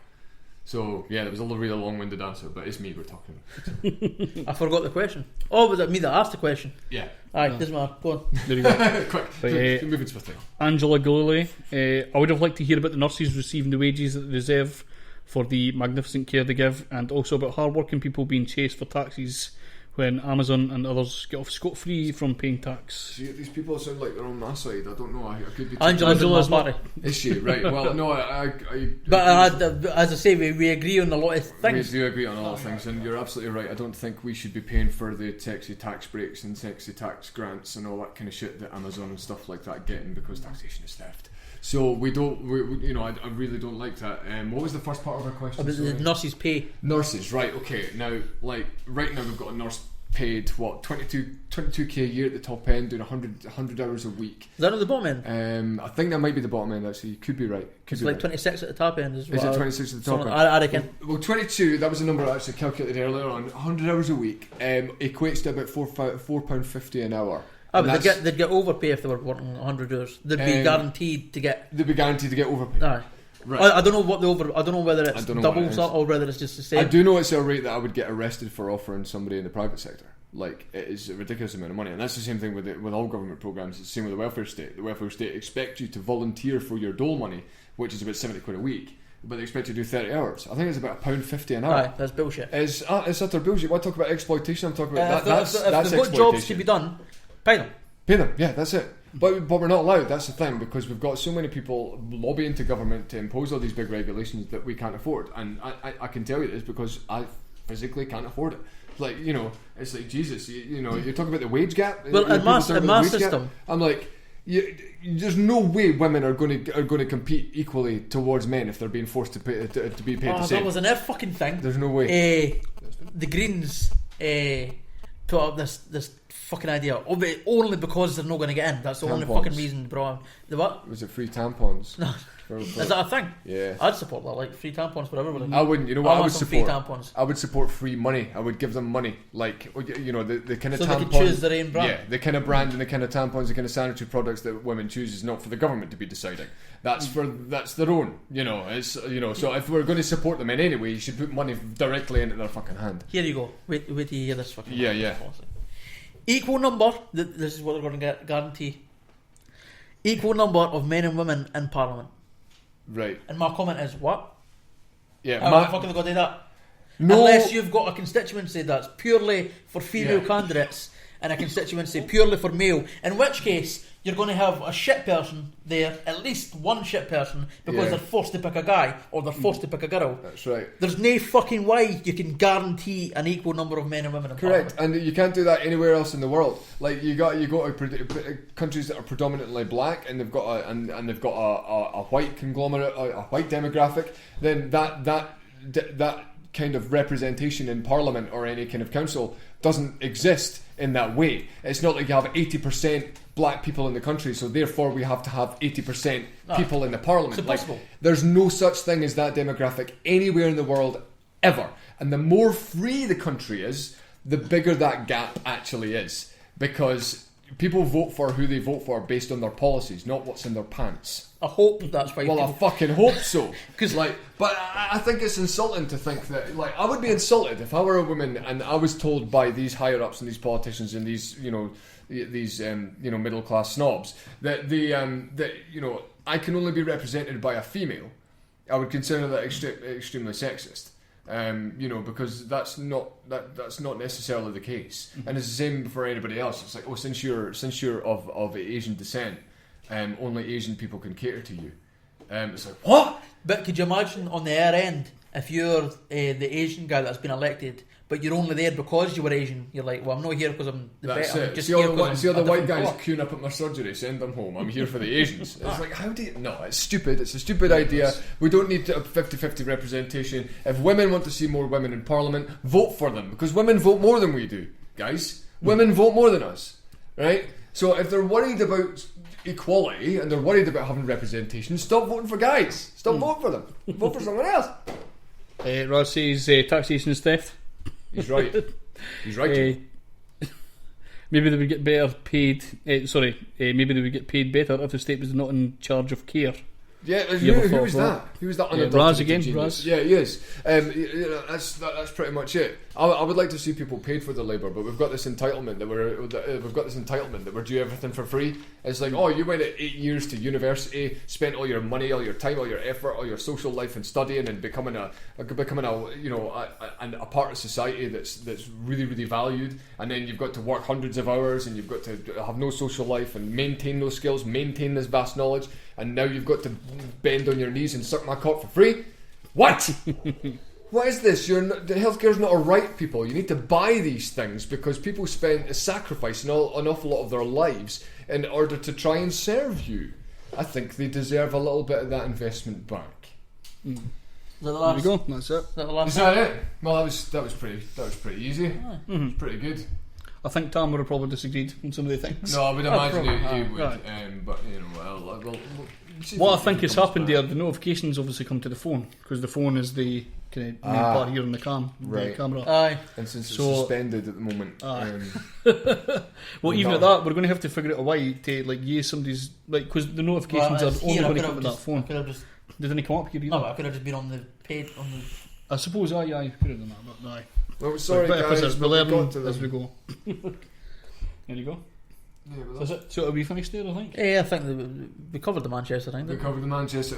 Well, solutions, guys. You guys got any? I've got a solution. Solution I've to got what? I've got something that might help. How do we know. stop Islam? Would it something Like, is that- that will something that will devolve the monopoly of safety that the government has to us? Because Oh, you're going to say guns. I'm going to talk about guns Right. because like the government, like today I got an email from Kirkcaldy for All, who are a government quango, basically designed to try and fill the high street full of nice looking flowers, flower baskets and stuff, which I like to call glorified ashtrays, because that's essentially what they turn into, and events and stuff like that they do. And they posted out an email this morning from Police Scotland.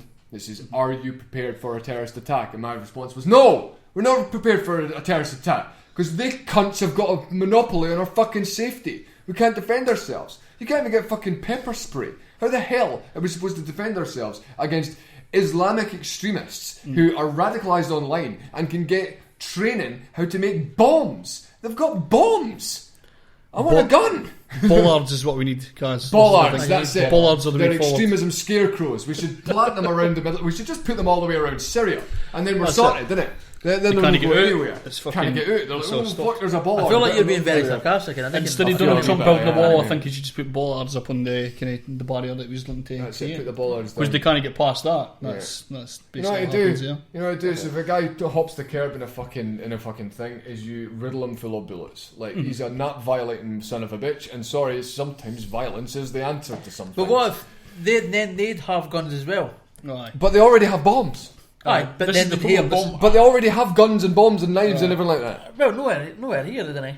Aye, they do. When was the last time a terrorist had a gun? Joe Cox.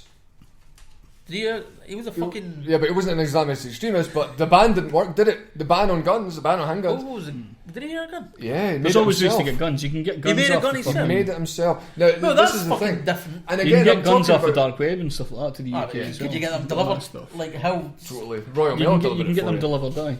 Do they not get? Surely they get checked. There's ways. No. There's ways of getting it past. There's a sort way. of thing. There's ways and of doing means. that. But We That's should how they ship find- drugs and everything. But see, Right. the thing is, right, like, this is the thing about guns, right? Why did we get guns brought in the first place? It was Dunblane, right? Dunblane happened in the 90s. It was a terrible, terrible tragedy. Does anybody know how many mass shootings or school shootings we had before Dunblane happened? No. Zero. Zero. So it was the first one we've ever had, and then it was used to spawn this legislation. And the legislation now, do you want to know how many mass shootings we've had after In Scotland, in the UK? in the UK. Oh, no idea. One, and I believe that was in Cumbria, where it was like in 2000 or something. I can't remember when it was. I'll check it. I'll fact check it, and I'll put it on the I'll put it on the line.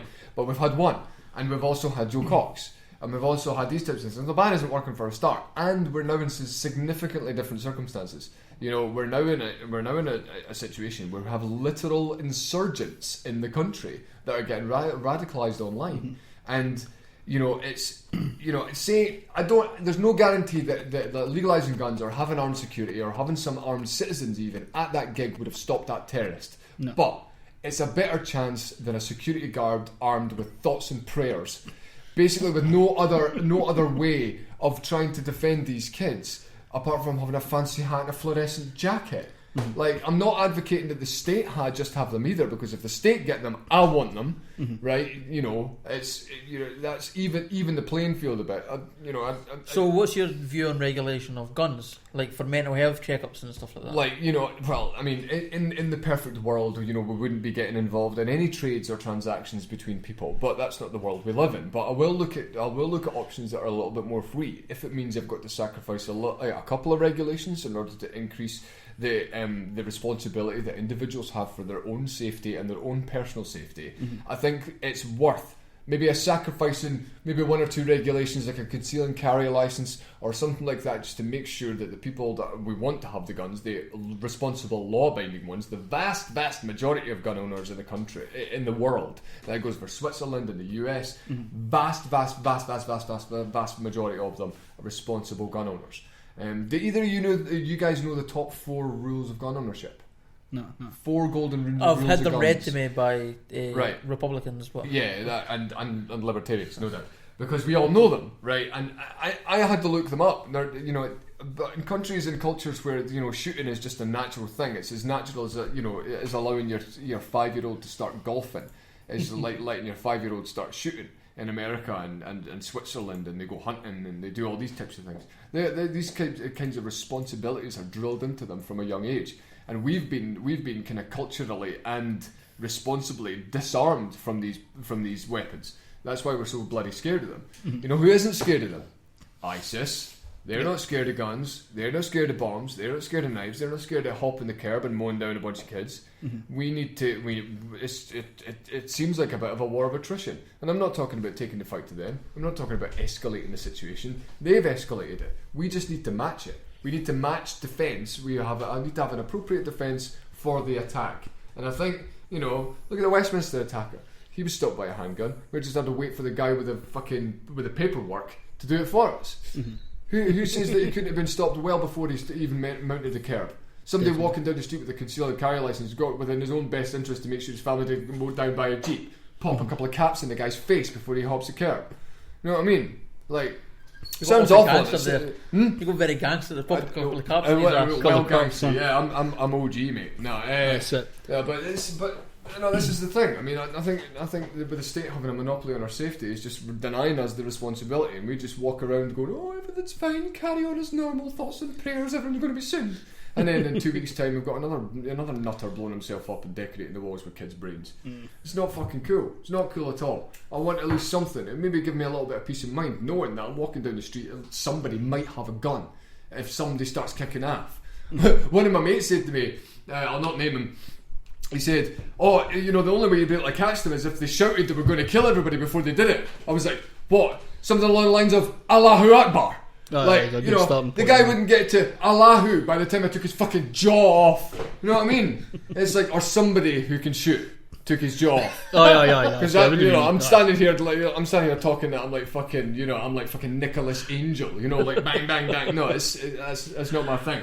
I don't even really like firearms. I don't even really like violence. But when I'm a caged animal, you know, with it's completely stripped of any methods of defending myself and trapped in a system that I can't actually, you know, like, what can we do? How can we defend ourselves? See, I can't. This is a one very rare occasion. Sorry, what you gonna? Sorry, I was just going to say we've got a comment.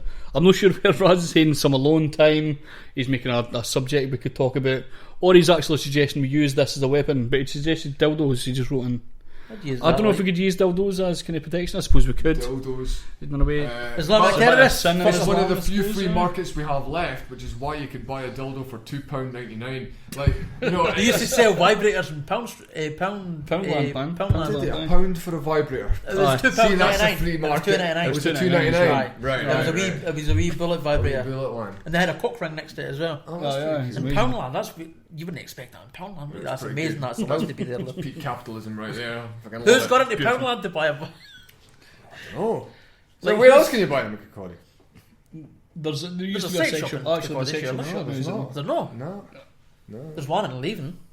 It's shut. It's shut. Oh, is it shut? It's shut as well. Oh, that's because fucker buying It's a now dildos a I'm fucking- telling you, online. man, there's a missing market. We should all get in on this shit. Aye. Yeah, Oh, I'd definitely. sell the shit out of some dildos, by the way. Totally. Sell the shit at definitely. them. I wouldn't even judge if they care. We could do trade-ins. You're a big hairy guy, want a dildo? Like Oh, a rental funny. service and that, like Blockbusters for dildos and That's shit. it, yeah. That's Beautiful, it. aye. Aye, well, And a wee box and a wee card they have to you come know, in. we could have a machine that takes rid the scratches out them. That's fucking awful.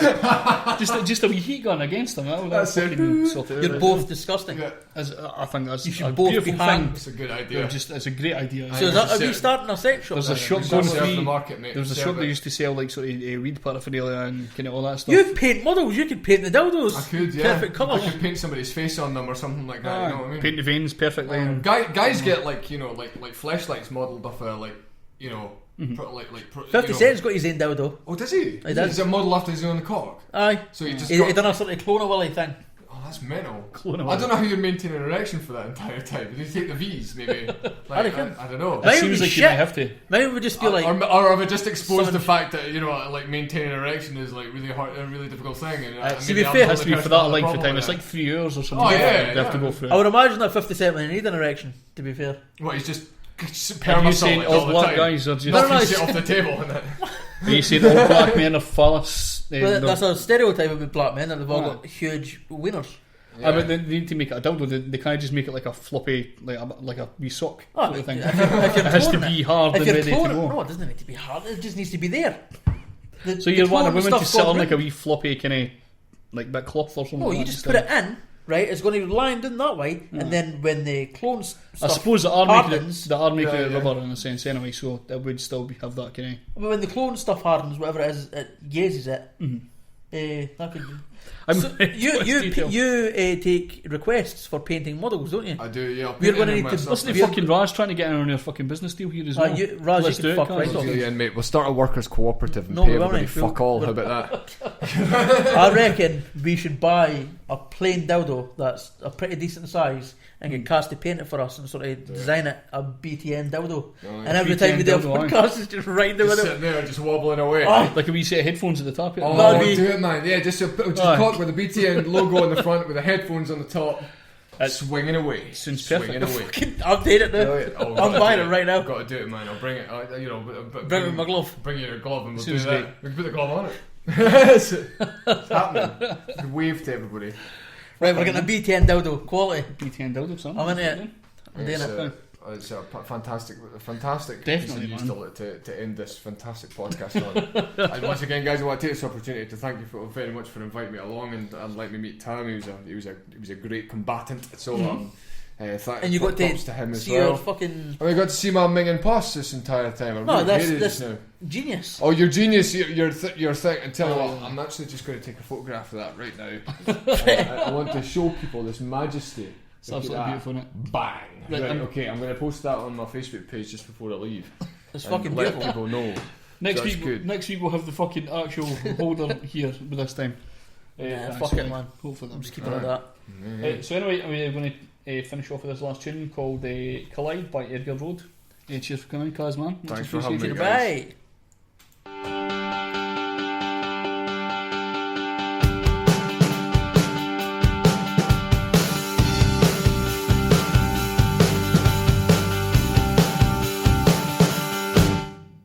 You know when you're walking, go outside.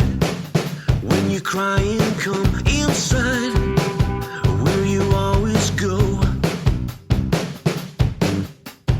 Her way isn't always the best way. When you're trying to free the sparks that fly. 'Cause I don't care what the people say when they come around and they're walking away. Collide, collide.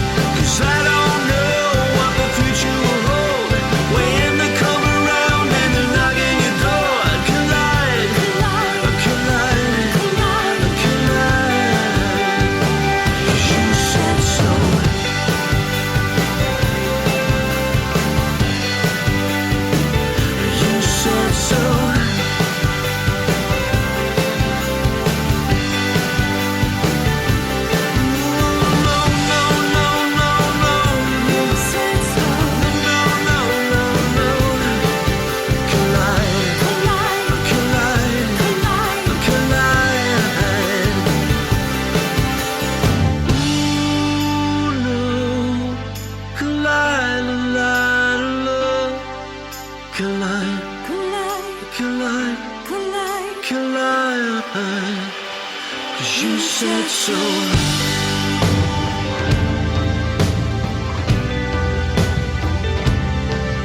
Collide.